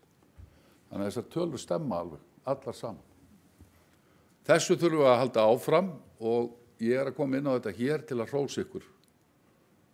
Fyrir ykkar frumkvæði, þið eru mjög nýskapandi, en þið eru líka að gera ofsalega vel þegar kemur að velferð og sjálfbærni. Og þetta þurfum við að gera í auknum mæli líka í íþróttahreyfingunni. Það sem aldrei fyrr mikill þungi í því að passa upp á jafnrétti. Þið hafið náð mestum árangri þar. Þetta þurfum við líka að hafa í huga í allri íþróttahreyfingunni. Þetta þurfum við að vinna saman. Sjálfbærnin, velferðin, forvarnirnar og lýðheilsan. Golfíþróttinu auðvitað og þetta þekkið þið. Hefur þann kost að við getum stundað alla ævi. Það gífurlega mikilvægt. En ég ætla líka að hrósa ykkur fyrir þessa markvissu vinnu og stefnumótun. Þessi íslenska vegferð, eins og þið birtið hana, á að kjarna okkar módel. Það á ekki vera neitt vafi í okkar huga hvaða íþróttagrein sem að við sem hreyfing, við eigum alltaf að leggja áhersluna á forvarnir, barna og unglinga. Ég hef orðað þetta þannig, ef við gleymum okkur þar, og það ýmislegt sem sækir á okkur, við erum svolítið í vörn. Það mikil umræða veðmál og brennivín og það svona ruglar aðeins umræðina. Þannig að við gleymum því að við erum lykilaðilinn í forvörnum og lýðheilsu. Þetta breytir því ekki. Þetta leggur enn meiri áherslu á það og við megum ekki gleyma því. Þess vegna þessi íslenska vegferð sem þið birtið í stefnumótunum, hún frábær. Og þarna eigum við að vera alltaf, vegna þess að ef við erum ekki þarna og við gleymum okkur þarna, og það allar rannsóknir sem staðfesta þetta, þá mun ekkert verða neitt afrek. Og frábær kynning hér á ykkar hugmyndafræði afrekinu, vegna þess að hún fellur algjörlega saman við nýstofnað afreksmiðstöð og þá fjármuni sem þið sjáum meðal annars speglast í því sem Jón Steindór benti ykkur á að væri að koma meiri peningar inn í gegnum afrekið. Við þurfum líklegast að þrefalda þá fjárhæð, en við þurfum ekki að byrja. Forvarnir og lýðheilsa, ef við gleymum okkur þarna, ef við höldum ekki áfram og enn og aftur hrósa á ykkur fyrir þessa framsetningu, þá þær verða færri, skulum við segja. Hússtundirnar á Arnarhóli og afrekin sem við horfum á, ekkert síst ykkar fólk í útlöndum á þessu ári, ná gífurlegum árangri. Það svo gaman að fylgjast með því. En það byggir á þessu starfi sem ég sé hér í andlitum sporgöngu fólksins, frumkvöðlana, og ég hef fylgst með í gegnum árin. Bera endalaust virðingu fyrir, en ég hef ekki sjálfur náð þangað, nei. Ég hef ekki sjálfur, ég öfund ykkur að geta slegið. Það nú bara, það nú bara einfeldni mín í keppniskapi sem hefur komið í veg fyrir það, Vegna þess að allir vinir mínir eru svo langt á undan mér og ég þori ekkert að byrja. En kynni mín að golfinu voru þegar ég vann á samvinnuferðum landsinn í gamla daga og þar kynntist ég góðu manni, blessi minning hans, Kjartan L. Pálsson, sem var íþróttafréttamaður líka og fylgdist með þessu boltabrölti mínu. en var alltaf að segja mér frá golfíþróttinni.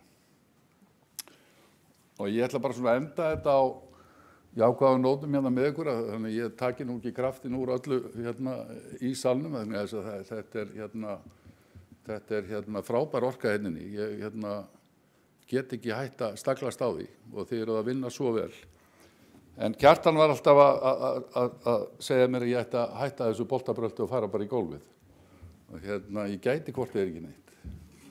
Og var mjög skemmtilegu maður og var auðvitað landslýseinvaldur og ég bar endalaust virðingu fyrir á með Einherjaklúbbinn og hann setti auðvitað golfferðir á stað hjá samvinnuferðum og var fararstjóri. Og einhverju sinni, ég ætla að rifja upp þessa sögu, þá hafði hann milligöngu það að við fengum mér kylfing sem var frægur fyrir það að vera í rætiliðinu, Kristi O'Connor Jr. Hérna heim og hann sýndi listir hér á Hótel Sögu. Ég veit ekki hvort einhver hérna í salnum man eftir þessu dæmi. Þetta er orðið ansi langt síðan. En einhverju hluta vegna, því að ég var í íþróttum, að þá var ég látin sækjan út af völl og átti bara styttunum stundir yfir daginn. Þá ég átti að keyra hann á Hótel Sögu til þess að sýna listir. Við vorum búin að koma þar upp neti og það var fullur súlnasalur, 500-600 manns, en yfir daginn ég vissi ekkert hvað ég átti að gera. Ég bara keyrði eitthvað út í bláin. Keyrði á Keili og eitthvað af þessum golfvöllum sem ég þekkti að væri og svona hélt upp í samtali bara bráðskemmtilegur. Svo vorum við að keyra í Krýsuvík, vorum búin að vera í Keili, vorum að keyra þar einhvers staðar. Þá segir hann stoppaðu bílinn og ég hugsaði bara hvað er nú í gangi, stoppa bílinn og hann stekkur út og segir hér byggjum við golfvöll. Þetta eru algjörlega kjör aðstæður til að byggja golfvöll. Og ég bara horfði yfir sandauðnina og hraunið og hugsaði bara hvað hann er alveg snar. En þetta er mjög minnistætt og skemmtilegt. Þannig ég hef nú kynnst ýmsu í ykkar frábæri íþrótt og ykkar frábæra starfi en ég á ennþá eftir að koma sjálfum mér út á völl. Það er sennilega að fara í ykkur æfingabúðir til þess að þora því bara. En það stendur alveg til. Ég er auðvitað líka til að bera ykkur þakkir frá framkvæmdastjórn ISÍ fyrir ykkar frábæru störf og kveðju frá okkar góða fólki þar og við viljum svo sannarlega vinna þetta áfram með ykkur. Ég ætla að þakka ykkur líka fyrir að lána okkur hann Jón Steindór í að fara fyrir faghópi í skattamálum. Við komum á loksins hér hópi með ráðherra sem að fara yfir allt skattalegt umhverfi hreyfingarinnar. Þið þekkið það, við erum stöðugt að réttlæta tilvistina og reyna að skerpa á þessum reglum sem að þar eru og Jón að gera frábæra hluti sem formaður þessa faghóps og annar þeirra aðila sem eru í þessum ráðherra hópi og ég bind miklar vonir við að verði góð niðurstaða fyrir okkur undir almannaheillarhatti og skráningu skattsins og takk kærlega fyrir lánið á honum en ég sá að hann bregður sér í alls konar líki hér líka. En enn og aftur hvet ykkur áfram til dáða í frábæru starfi.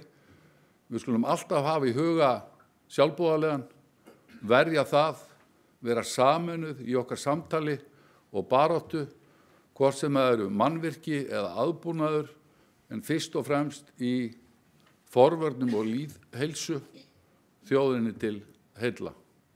Eigið góðan dag.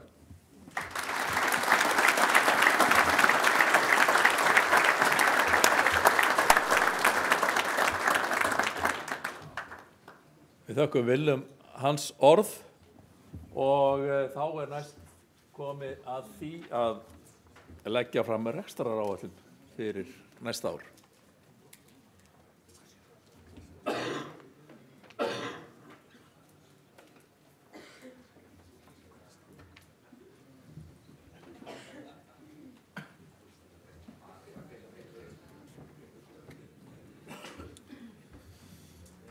Góðan daginn enn og aftur, ég hef aldrei staðið svona oft upp á einum fundi. Það er gaman að því. Þá förum við næst yfir rekstraráætlun næstu 2 ára og og hún er hér. Það er þá í raun og veru þannig að við gerum ráð fyrir því að árgjöld félaga, þannig erum við að gera ráð fyrir, þetta byggir á þeirri tillögu sem við komum með á eftir á félagagjöldum, að árgjöld félaga á næsta ári hækki 197 milljónir.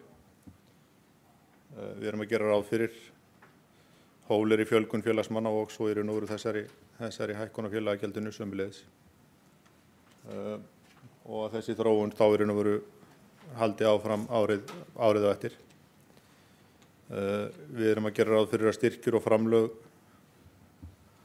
við eiginlega bara erum svolítið varkár þar sko, að svona verði svona svipuðum nótum og samstæðsaðilarnir sömuleiðis. Þannig að tekjurnar á næsta ári verði 307,7 milljónir. Við erum svo því næst í gjöldunum að gera ráð fyrir því að launin verði 102 milljónir.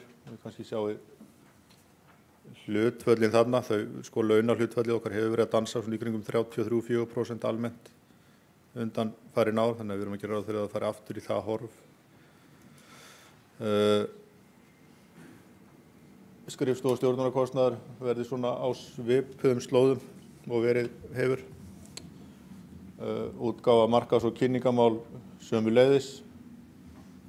Við viljum hins vegar að halda áfram að gefa í upplýsingatæknikerfunum og í raun og veru halda áfram þá þróun og fjárfestingu þar. Sömuleiðis ætlum við að halda áfram að gefa heldur í afreksmálunum. Þá sjáum við í raun og veru þróunin á þeirri tölu sem er þar. Mótahaldið sömuleiðis, þar erum við með áformum að gefa í og gera ennþá betur.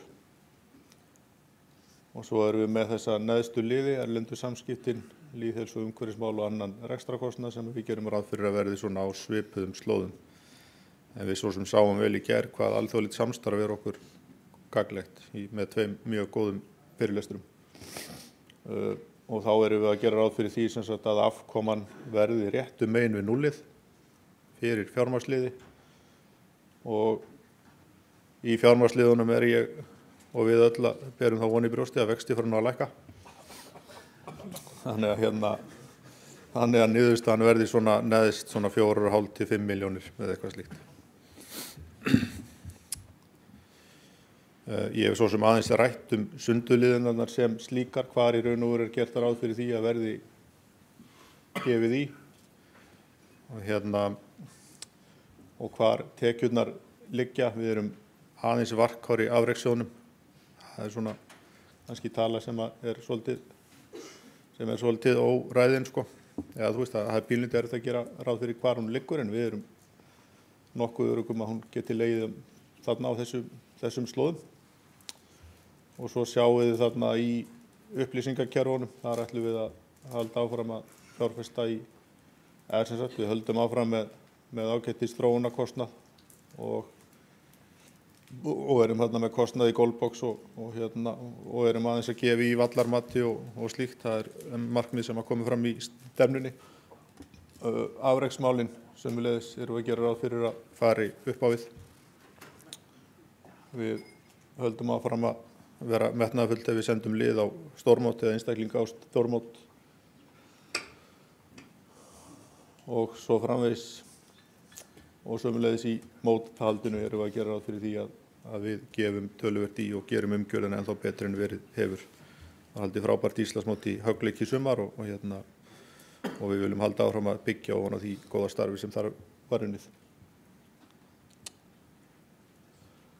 En þetta er í raun og veru byggir á því og hér er þá í raun og veru tillagan að félagagjöldum. Við höfum sem sagt árinu 2025 var félagagjaldi 6 og 8 og framkvæmdin hefur verið þannig og það er tilgreint í tillögunni að félagagjald er ekki lagt á félagsmenn yngri en 16 ára og það er aðeins greitt félagsgjald að heimaklúbbi. En tillagan er að árið 2026 fyrir félagagjaldi 7.400 og 8.000 2027. þannig er nú það, en ég kannski leyfi þessari mynd hérna aðeins að lifa. Takk fyrir. Takk fyrir þetta. Og við vísum þessari tillögu í fjárhagsnefnd, ætla ég að segja. Þá er komið að umræðum skýrslu stjórnar og reikninga. Orðið er laust.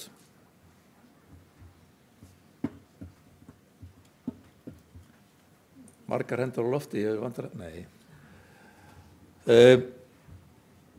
Er ég að skilja það þannig að enginn æski þess að taka til máls?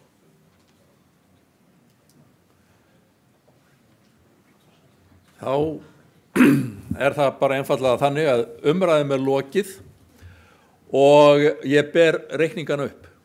Þeir sem samþykkja gjörðu svo gefa merki með hvítum spjöldum.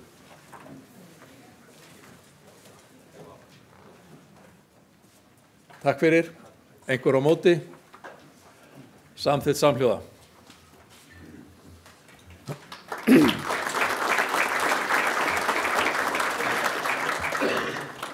Þá er komið að því að skipa í starfsnefndir.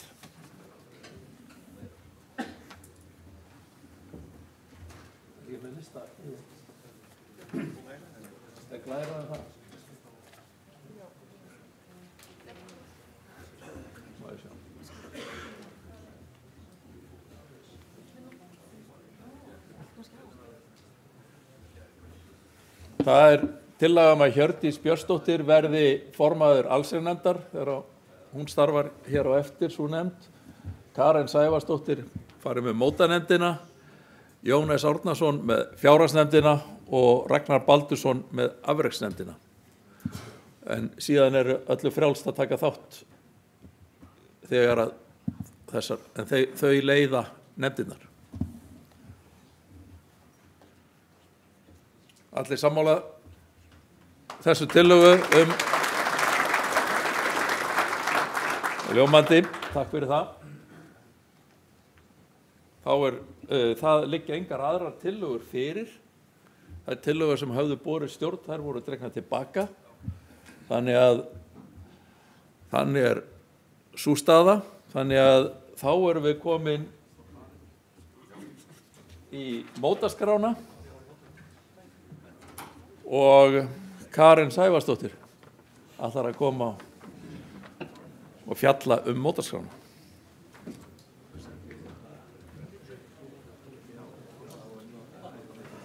Þetta gengur alveg sæmilega hjá okkur. Takk fyrir. Ég ætla að fá að byrja að hrósa okkur fyrir leikhraða. Ég er á dagskrá klukkan 11:45. Hvað er klukkan núna? Það verður vonandi svona í Íslandsmótinu í ár. En ég nota augun meira en trackmann og mælu, þannig að ég ætla þið gefið mér smá forgjöf á tækninni og á, sjáu þið, ég er alveg já, þarna er ég. Gefið mér smá forgjöf og ég fer ekki á réttu glærurnar og svona. Af því að ég vil, eins og ég segi, bara horfa og þetta eru 30 metrar. En nóg það, ég er sem sagt Karen Sævarsdóttir og fer fyrir mótanefnd Golfsambands Íslands og mitt hlutverk hér er að segja ykkur aðeins frá næstu árum í mótaskrán okkar. Ekki öllum mótamálunum, bara mótaskráni. Nokkra breytingar frá síðustu 2 árum sem að mig langar að nefna og svona þær helstu. Íslandsmótin í golfklúbba, fyrst og önnur deild karla og kvenna, verða nú færða í ágúst sem hafa annars verið í lok júlí. Við erum að gera þetta til þess að búa til aðra keppnishelgi. Á unglingamótaröðinni ætlum við sem hefur verið leikinn 15 til 18 ára, síðustu 2 ár ætlum við að fara aftur í 15 til 16 ára og 17 til 18 ára hópa. Þetta kemur svolítið til að ábendingu frá íþróttastjórum. Við erum með augljóslega þema hér í dag og jákvæðnin. Það er svo mikið að nýjum iðkendum og þjálfarar sjá mikið að nýjum börnum og foreldrar og aðstandur eru kannski ekki alveg að skilja ártöl og þess aftar. En eru aftur á móti vön að sjá að barnið er að leika í 7. flokk eða 1. flokk og svo framvegis. Og íþróttastjórar hafa svolítið nefnt við okkur að við segja að barnið þetta í 4. flokk sé meira skiljanlegt og þar af leiðandi ætlum við að fara í þessa átt. Að öðru leyti svo kannski verst að minnast á að mótin verða nú öll GSI-mót, frekar en haustmót, vormót, risamót og heimslistamót. Þannig í rauninni erum við aðeins að kannski koma tilbaka. Markmiðin okkar að þetta sé svolítið eins alltaf næstu árin og það eru þá þessar skífur sem við sjáum hérna. Við ætlum að fyrir GSI-mótaröðina alltaf að hafa 6 til 8 mót. Þau verða 7 næsta sumar. Fyrir unglingamótin ætlum við alltaf að hafa 6 til 8 mót líka. Þau verða líka 7 næsta sumar. Golf 14 mótin, við ætlum alltaf að hafa 5 til 6 mót eða viðburði og þau verða 6 á næsta sumri. Og Íslandsmót golfklúbba, við ætlum að sjálfsögðu bara að halda áfram að halda þau eins og gefur að skilja, en við erum að vona að nú fáum við smá tíma til að fara að skoða keppnisfyrirkomulagi betur. Við höfum fengið margar ábendingar í gegnum árin og þetta hefur oft verið rætt en aldrei svona höfum við haft tíman til þess að fara almennilega í málið. Og vonandi með fyrirsjáleika og við vitum hvernig mótaskráin verður á næsta ári, þar næsta og svo framvegis, getum við kannski beitt okkur betur fyrir Íslandsmóti golfklúbba og breytingum mögulega, kannski ekki. Og golfhátíðin, von okkar að hún sé komin til að vera. Ég veit ekki hvort að allir golfhátíðin var haldin á Skaganum síðasta sumar í fyrsta sinn og ekki mót, þetta viðburður fyrir Golf 14, yngstu krakkana og mjög skemmtileg. Viltu ekki fletta hans? Nei, ég að fara að fletta. Já, ok. Takk fyrir. Hún hafði enga trú á hæfileikum mínum með kíkinn. Það kemur að því. Ég hérna í neðsta kuppinum mínum. En sem sagt já, hún alveg fór með mig þarna. Ég tók vindtök núna sko, en það góðu. En já, golfhátíðin, við ætlum að vonandi halda henni áfram, styrkja og styðja golfhátíðina þar sem okkar yngstu kylfingar eru. En þá náttúrulega það sem allir eru svolítið spenntir fyrir, hér drög að mótaskráin okkar og inniheldur þá þessa blöndu sem að ég var að telja þarna upp fyrir ykkur. Þannig að flestir svona farnir að horfa á hana og ekki endilega mikið tek fram, þetta eru drög og við sjáum þarna að það eru nokkur göt í vallamálum, en okkur í nefndinni finnst þetta vera góð og sterk mótaskrá. Það hafa allir álit á mótaskráni, stjórnin, stjórnarfólk, foreldrar, íþróttastjórar og keppendur og við höfum reynt að hlusta sennilega mest og þyngst vegur álit keppenda hjá okkur sem hafa í raun verið að óska eftir fleiri mótum og kemur þar til með að við færum Íslandsmót golfklúbba eins og ég nefndi áðan. En fyrst að ég að tala keppendina, þið fengum miklu meiri tíma með glærunni sem var ekki spennandi, þá ætla ég að halda áfram með glæruna mínar. En fyrst að við erum að tala að við hlustum meira á keppenduna, þá er kannski gaman að sjá hverjir eru keppendur. Og svona var þetta á mótaröðinni núna í sumar. Það voru alls 202 sem að mættu til leiks. Sjáum þarna að 60 mæta bara í 1 mót og aðri 34 mæta bara í 2 mót og ég held að það sé auðvitað okkar glæsilegu Íslandsmót sem að draga fleiri kylfinga út að leika. Kannski gamlar kempur og svona bara ýmislegt sem kemur þarna fyrir. 5 klúbbar eiga 156 kylfinga af þessum 202 og það sem mér finnst ánægilegt, eða ég veit ekki, þetta allavega svona flott tala finnst mér að sjá við meðalaldurinn, hann ungur, meðalaldurinn á mótaröðinu okkur 24 ára.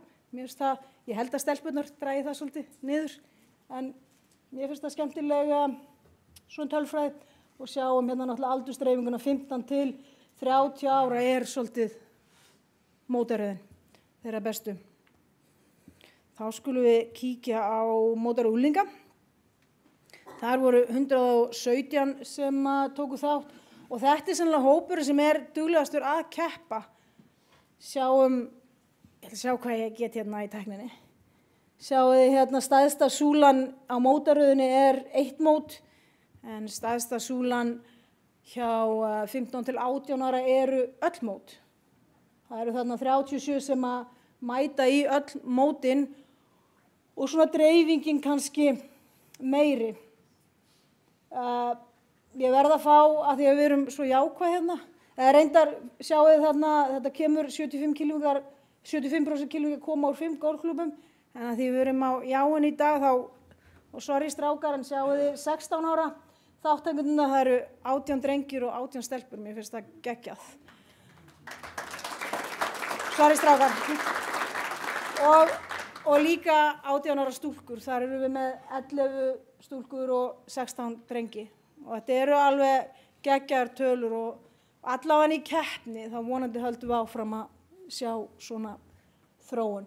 Ég í rauninni bara að kasta á okkur það sem ég fannst athyglisvert við þessa tölfræði, en þið sjáuð örugglega aðra hluti en ég og það er bara gaman. Golf 14, 200 mættu til leiks og hér sjáum við golfhátíðin sem ekki mót væntanlega inn í þessum tölum.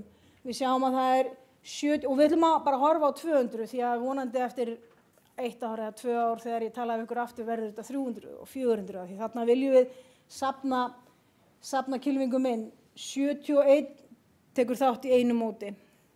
Aftur með grunar að það sé svolítið golfhátíðin og 36 í 2 mótum. Þannig að meir en helmingurinn af þessum 200 bara þarna á 2 stöðum. Þannig að það eitthvað sem við tökum augljóslega eftir. Hér eru það 6 klúbbar sem eiga, 83%. Og þið eru klárlega búin að lesa út í hvað ég ætla að fara að hrósa. Hér að golfklúbbur Oddur. Vá, geggjað, sjáu þetta. Sorry strákar, en þeir eru með 15 stúlkur á móti 11 strákum.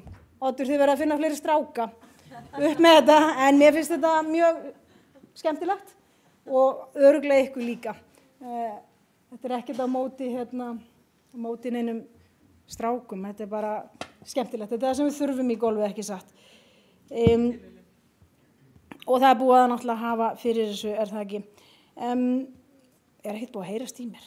Það fínt, það ekkert að heyrast í mér. Herðu, og þá næst sem kannski viðeigandi út úr golf að hafa skoðað kylfingarna sem að leika á golf 14, þá viðeigandi að við förum í þennan viðburð, golfhátíðina, sem að við viljum nota tækifæri hér til þess að kasta til ykkar og óska eftir þáttöku. Ég ekkert viss að allir hér inni voru meðvitaðir golfhátíðinni fyrra. Hún var upp á Skaga og heppnaðist frábærlega. Mikil ánægja og gleði. Og þarna gleðin og þarna eru leikir og þetta í rauninni engin keppni. Það bara gaman. Og okkur langar að halda þessu verkefni áfram og biðja einhvern klúbb að koma og taka þátt í þessu með okkur. Og sjáu hérna hvað við erum náttúrulega með alla umgjörð tilbúna. Og hver vill ekki taka þátt í bara þessari uppbyggingu sem í gangi. Ég held að hljóta að vera, ég held að vilja allir tala við mig á eftir. Mér finnst það einhvern veginn líklegt að það ekki. En ef einhver aftur að hugsa hvað þessu golfhátíð, munið eftir ævintýrin í Eyjum, golfævintýrin í Eyjum. Þetta svona svipað konsept sem að kannski einhverjir muna frekar eftir. En þannig að ef þið viljið taka þátt, við ætlum að hjálpa til fjárhagslega. Þetta eru þáttökurnar frá í fyrra, þetta gjaldið sem að þá var, það má hækka eða lækka, þetta frítt. Og aftur við bjóðum svo fram okkar aðstoð. Þá heyrið þið í mér, endilega. Og svo náttúrulega, þetta vinsælasta lagið okkar. Þetta spurningin sem að við fáum alltaf frá öllum. Og foreldrar að spyrja okkur, kylfingar að spyrja okkur, íþróttastjórar að spyrja okkur, það vilja allir fara að skipuleggja sig. Og okkar markmið alltaf að koma mótaskráni út sem fyrst. Það okkar markmið. Og alltaf hefur það verið í síðasta lagi í janúar, en þeir sem að fylgjast vel með vita, það hefur alveg verið fram í febrúar maður reyna að koma út á þennan að koma mass, en hún liggur, þú veist, við erum með draugin okkar tilbúin í dag. En við erum líka með annað markmið sem að gefa ekki mótaskrána út nema við höfum velli. Hún lítur mjög vel út í dag, það ekki mikið sem vantar upp á, en þar kemur auðvitað ykkar, sem eru mörg búin að spyrja, hvenær kemur hún út, þar ykkar hlutverk. Þegar við höfum fengið svörin frá ykkur, þá getum við svarað vinsælustu spurningunni sem við fáum og okkar aðal lagi sem alltaf á toppnum, þetta vinsælt. En þannig að hér það og ég vona innilega að við setjum bara met og komum þessu út sem allra fyrst að þessu sinni. En ég í raun ekki með neitt meira. Þeir sem hafa laufléttar spurningar koma auðvitað bara og setjast í okkar nefnd á eftir. Og ég ætla bara að fá að þakka kærlega fyrir mig. Takk.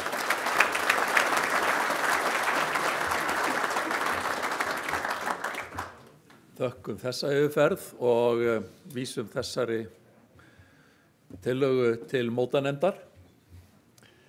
Við erum stödd hérna klukkan 11:15. Ég svo mikill bjartsýnismaður. Það gert ráð fyrir nefndastörfum eftir hádegið frá 1 til 2 og við eigum að fá erindi frá Hafrúnu klukkan 12. Það eru 3 korter þangað til.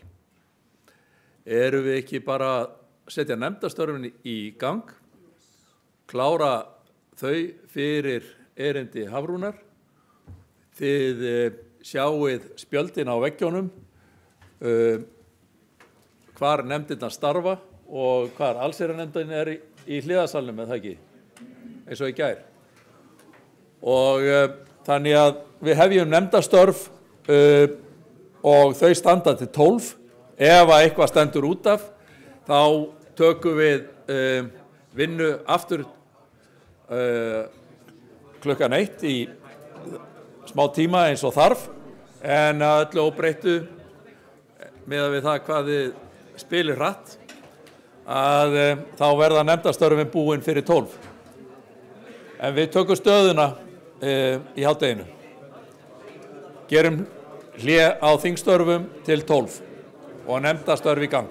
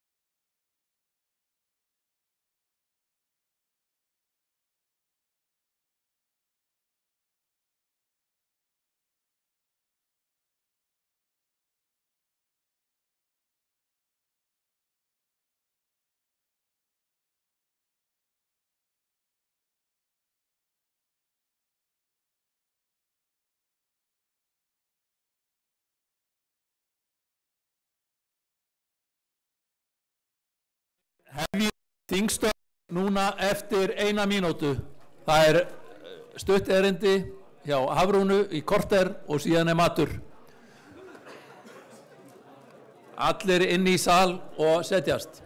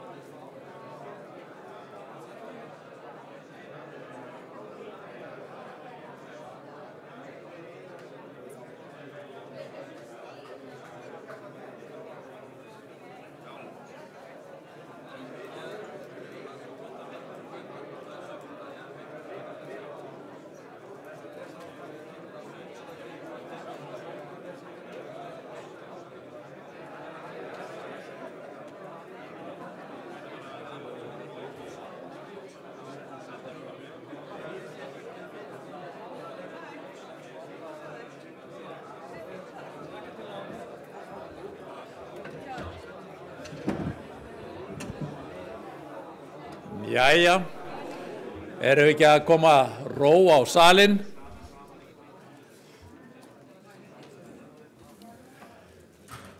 Við ætlum að fá hér stutt erindi af hverju íþróttastarf og það Hafrún Kristjánsdóttir sem ætlar að flytja. Gefum henni gott ljóð. Gjör svo vel. Heyrðu, glærurnar. Hvað ætlaði að stjórna því, maður sjá? Já, einmitt. Takk fyrir. Ég heiti Hafrún Kristjánsdóttir og ég sálfræðingur og deildarforseti íþróttafræði deildarinnar upp í HR og áhugakylfingur, skulum við segja. Var allt mitt líf í handbolta og Hulda hún tilkynnti mig það. Að ég ætti að halda erindi á þessu þingi og ég ætti að svara þessari spurningu á korteri. Og ég fór eitthvað svona að hugsa þetta og ég hugsaði, annarkvort svara maður þessari spurningu á 10 sekúndum, sérstaklega fyrir fólk sem á íþróttaþingi og veit þá kannski eitthvað íþróttir og svona og það svarið bara, af hverju skipta íþróttamáli, það geggjar. Það vita það allir hérna inni. Og eða þá 4 tímum, þar sem maður færi svona yfir tölur og svona allskyns hluti. En ég fór samt svolítið að hugsa þetta og fór að velta fyrir mér, af hverju skipta íþróttir máli? Af hverju hafa það skipt máli fyrir mig, persónulega, og það komu bara fullt af svörum upp í hugan, og svo af hverju skipta afreksíþróttir máli á Íslandi allavega. Og ég hef unnið með, ég líka formaður knattspyrnufélagsins Vals, þannig ég veit að afreksíþróttastarf bara svolítið ströggl. Og ég hef líka unnið með bestu íþróttamönnum Íslands, sérstaklega í einstaklingsgreinum, og stundum þá situr maður þegar það búið að leggja bara blóð, svit og tár og peninga og þvílíkt effort og svo gengur ekkert og maður hugsa bara, af hverju erum við að þessu? Og svo stundum þetta alveg geðveikt, sko. En það var svona mesta áleitna spurningin sem ég velti fyrir mér, það þetta afreksstarf. Og svo náttúrulega barn- og unglingastarfið, mér finnst svona auðveldar að svara því. En við allavega sem höfum áhuga á íþróttum, eða nánast bara lifum á Íslandi, við vitum að afreksíþróttir, að ég allavega veit það, og ég held að flestir hérna vita, að afreksíþróttir hafa rosalega jákvæð áhrif á samfélagi þegar vel gengur. Mér finnst rosa gaman í janúar þegar handboltalandsliðinu gengur vel. Og EM og HM og allt þetta.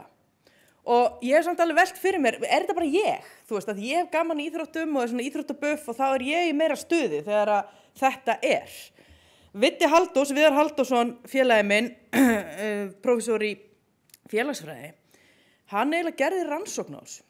Þar sem hann spurði Íslendinga bara svona könnun sem var send út, bara venjulegt fólk á Íslandi, þar sem hann spurði hluti, hvernig í tengslu við HM 2018, karlalandsliðið í fótbolta, sem þetta líklega kannski highlights af því, og hann spurði hvernig hefur þetta áhrif á þig og samfélagið. Og þetta voru ekki bara íþróttabuff sem voru undir þarna. Og ég veit ekki hvort þið sjáu þetta, en bláa línan eru þeir sem eru sammála og appelsínugula þeir sem eru ósammála.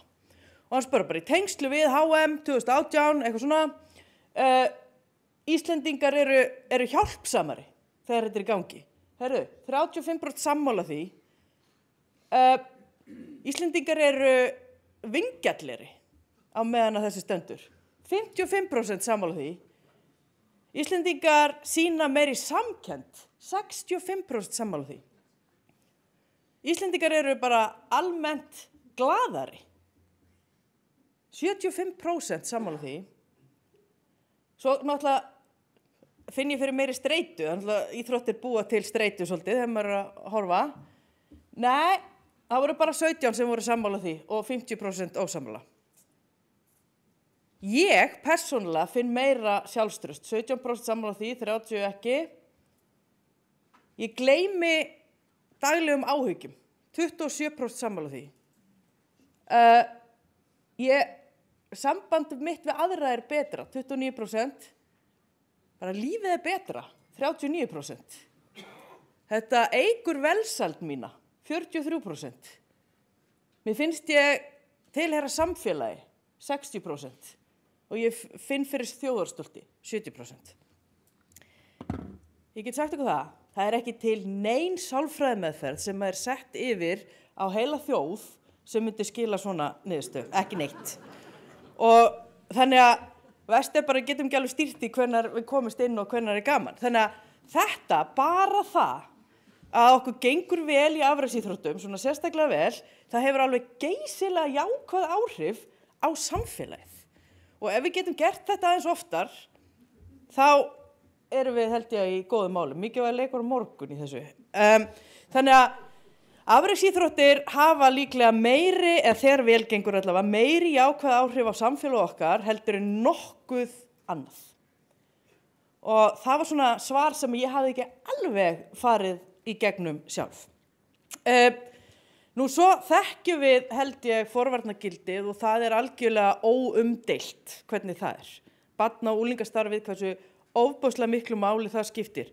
Og ég fekk lánað glærur hérna frá Möggu Lilju vinkonu minni sem að vinna hjá Rannsóknum og greiningu og Planned Youth og kannski hafa margir hérna séð þetta en bara förum hratt yfir. Grænu hérna, þetta eru þeir sem að æfa, þetta eru krakkar í hérna unglingadeild, 8., 9., 10. bekkur sem æfa íþróttir svona að staðaldri, fjóru sinnum í viku eða oftar sem er heldur svona standart fyrir þennan aldur. Þau eru og bláu eru nær aldrei og 1 sinni til 3 viku er hérna á milli. Þau eru miklu ólíklegri til að hafa drukkið, þau eru miklu ólíklegri til að hafa drukkið síðustu 30 daga, þau reykja bara ekki, þau eru miklu ólíklegri til þess að hafa reykt kannabis, þau eru miklu ólíklegri til þess að nota rafrettur, þau eru miklu ólíklegri til þess að hafa nota nikótínpúða sem eru þó oft mjög tengdir við svona í umræðinu við íþróttir. Þannig að þau eru bara miklu ólíklegri til þess að vera full og að dópa og setja nikótínpúða í sig, eða nikótín. Þannig að ef það væri bara þetta eitt, að myndu taka út afreksstarfið, þá væri þess virði að leggja mikið í barna- og unglingastarf. Þau eru líka bara glaðari. Þetta er ánægjuvon ISÍ og MFI. Bláu eru þeir sem stunda íþróttir, appelsínugulu sem stunda ekki íþróttir. Þau eru hamingjusamari, þau eru ánægðari með lífið sitt, þau eru minna einmana, þau sofa betur, þau telja andlega heilsu sína betri og þau telja líkamlega heilsu sína miklu betri. Þetta tvennt dugar alveg til að segja, hei, við eigum að hafa íþróttastarf og það skiptir ógeðslega miklu máli. Og það skiptir máli þá, fyrst að þetta eru niðurstöðunar, að það séu sem flestir í íþróttastarfi. Auk þessa að þá geta, ef að vel tekst til, íþróttir meðal annars kennt okkur sjálfstjórn, þrautseigju og seiglu, samvinnu, að taka tillit til annarra, leiðtogahæfni, lausn vandamála og félagsfærni og svo margt annað. En þetta ekki sjálfsagt. Við erum svolítið, finnst mér, svona á þeim stað að segja, ok, þetta eru íþróttirnar per se. Ef við höfum bara íþróttir, þá gerist allt þetta jákvæða. Men það ekki alveg þannig. Sko, til þess að íþróttir verði til góðs, þá þarf í fyrsta lagi að halda krökkum eins lengi í íþróttum og við getum. Allavega svona upp í framhaldsskólan, eitthvað svoleiðis. Þannig að framheilin sé orðið svona þokkalega þroskaður í þeim. Af því annars verða þessi jákvæðu áhrif náttúrulega ekki ef þau eru hálft ár í íþróttum eitthvað svoleiðis og búa til umhverfi sem öllum líður vel í. Það skapar einhverja afreksmenn en það getur líka skapað, ef mér líður vel í klúbbnum mínum, í íþróttastarfinu mínu, þá getur það líka skapað sjálfboðlega, af því við til framtíðar. Ég bara formaður Vals, af því mér finnst ég þurfa að gefa tilbaka allt sem Valur gaf mér. Og ég að vinna fyrir íþróttahreyfinguna af því ég vil gefa íþróttahreyfingunni tilbaka allt sem hún hefur gefið mér. Af því að ég var alin upp í framúrskarandi umhverfi, ég var bara svo heppin að fá góða þjálfara og gott umhverfi. Þannig að þetta algjört lykilatriði. En ef við höldum ekki vel á spöðunum, af því trúið mér, þetta ekkert alls staðar svona. Með kollega sem ég vinn með frá Balkanskaganum, þar eru börn í íþróttum líklegri til að drekka og reykja heldur en þau sem ekki í íþróttum. Þannig að það ekki íþróttirnar per se, heldur það umhverfi sem við höfum skapað hérna á Íslandi í kringum íþróttir. Þannig að ekki halda bara ef allir fyrir golf þá geðveikt. Það bara reykir enginn og drekkur enginn, börn, ólingar þar að segja. Við verðum að búa til umhverfi sem í lagi, til að öll þessi jákvæðu fítusar koma. Þannig að ef við höldum ekki vel á spöðunum, þá það nefnilega þannig að íþróttir geta verið vettvangur til að ala upp aula. Og það bara þannig, við verðum að horfast í augu við það, að ef við sköpum umhverfi, svona þjálfunar aðferðir og svoleiðis, þá getum við bara eins og erlendir kollegar, ég þorði ekki að skrifa á glæruna, við getum bara búið til assholes. Bara hrokafulla, entitled, freka og sjálfmiðaða einstaklinga. Ef að umhverfi sem við búum til þannig. Og við getum líka búið til umhverfi þar sem íþróttir ýta undir alls konar vandamál, eins og átraskanir, kvíða, sjálfsmyndarvanda og svo framvegis. Þannig að við verðum að gera hlutina rétt til þess að fá allt þetta jákvæða út úr íþróttunum. Og þess vegna segi þessi fyrirlestur ætti eiginlega að vera 5 tímar, það svo margt sem við þurfum að gera rétt og þannig ég ekki að tala hvernig við höfum að kenna hvernig gripið á gólkílun Ég að tala það umhverfi sem við sköpum börnum og úlingum sérstaklega. Og í því samhengi þá langar mér að segja ykkur frá rannsókn sem við gerum í samstarfi við KSÍ. Við mældum sálfræðilega færni og mótiveringu. Þetta eiginlega svona hvernig þjálfarar mótivera krakka, svona þjálfunar umhverfið sem að þjálfararnir skapa. Hjá öllum sem æfðu fótbolta á Íslandi 2020, 2021, í janúar 2020 og 2021 og voru 16 ára á því ári. Þáttaka var 65% og þetta voru einhverjir 900 krakkar sem tóku þátt. Bara öllum getustigum og allt þetta. Og núna, 5 árum síðar, erum við að skoða, þessi krakkar eru 20-21 árs, við erum að skoða hvar eru þessi krakkar í dag? Hvar eru þau að spila? Eru þau hætt? Eru þau orðið atvinnumenn? Eru þau í meistaraflokki? Eru þau í bumbubolta? Eru þau í öðrum íþróttum og svo framvegis? Og það algjörlega skýrar niðurstöður. Þeir krakkar sem hafa þjálfara sem leggur áherslu á framfarir, færniþróun, frammistöðu og vinnusemi eru ólíklegri til að hætta en þau eru líka líklegri til þess að ná langt. Þannig að það sem virkar fyrir afrekskrakkana virkar líka fyrir hinna. Þetta. Samanborið við þá sem æfa í umhverfi þar sem sigur og samanborið við aðra í forgrunni. Og hvað segir þetta okkur? Við verðum að leggja mikið upp úr því að þjálfarar búi til frammistöðu miðað umhverfi fyrir börn og unglinga. Og hvað þýðir það? Við erum ekki að leggja áherslu á að vera betri en aðrir. Það bara side project. Ef þú nærð nóg miklum framförum og miklu færni, þá verður þú betri en einhverjir. Það bara þannig. Þannig að það áherslu á færniþróun, frammistöðu og vinnusemi. Og lítil áhersla á keppnissigra og samanburð við aðra. Þeir sem eru með keppnisskap, þeir leggja bara áherslu á þetta sjálfur. Það þarf eiginlega varla að segja þeim það. og hinir sem finnst þetta mjög óþægilegt, við getum bara leyft þeim að ná bara framförum og sínum forsendum. Og þetta alveg í takt við erlendar niðurstöður. Það sem við lendum svolítið í, og ég líka, að við höldum það að leggja áherslu á keppni og sigra og allt þetta, að vinna N1 mótið í 5. flokki og svona, að það sem sé afreks og skapi afreksfólk. Það ekki þannig. Og það bara endalaust af íslenskum og erlendum rannsóknum sem sýna þetta. Og það svo gott að það sama gildir fyrir þá sem við erum bara að kenna og hjálpa og hafa lýðheilsu og það að þau reyki ekki, drekki ekki og allt þetta. Og þá sem við vilja afreksmenn. Ef við gerum þetta, og svo þurfum við að vinna með að þetta tengist rannsóknum sem við gerum líka landsliðskrökkum í handbolta sem við fylgdum svo eftir 7 árum seinna. Það sem við sjáum þar og reyndar líka þessu fótboltarannsóknum að þeir sem eru með mikinn andlegan styrk, það segja mental toughness og lágan keppniskvíða, þeir eru ólíklegri til að hætta og líklegri til þess að ná alla leið upp í A-landslið eða í atvinnumennsku eða eitthvað slíkt.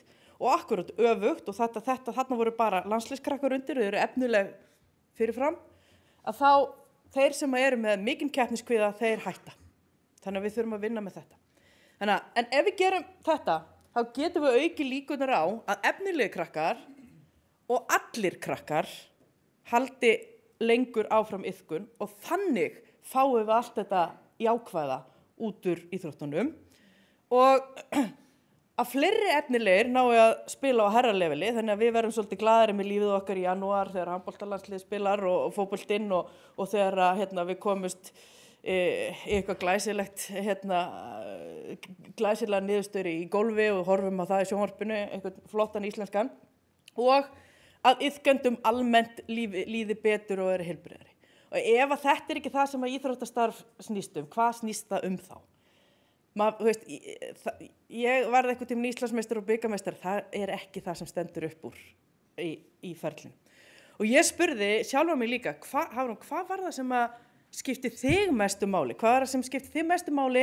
Ég vinn við íþróttir alla daga út úr þínum ferli, ég ætti 28 ára í handbolta og niðurstaðan var það sem skipti mig mestu máli var eiginlega þetta. Ég eignaðist mína bestu vini í handboltanum, við búin að spila saman frá því við vorum krakkar, við höfum farið saman í gegnum súrt og sætt, við höfum tapað og unnið saman, við höfum öskrað og lamið hvor aðra á æfingum og allt þetta. Ég veit ekki alveg hvort að maður fái þetta eitthvað svona sterkt annars staðar. Ég veit að þessar stelpur og reynda fleiri til munu standa alltaf við bakið á mér og ég get öskrað þær á golfvellinum ef svo og það bara allt í lagi og svo heldur íþróttalífið okkar áfram þegar hnén eru búin og svona þá getum við áfram spila golf og höldum þar í svona smá keppni. Þannig að takk fyrir mig.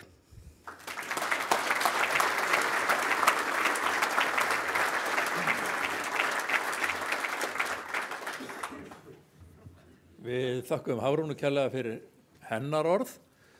Nú komið að því að gera hlé og erum við að tala að byrja 10 mínútur yfir 1. Hvernig hljóma það? Yfir. 3 korter.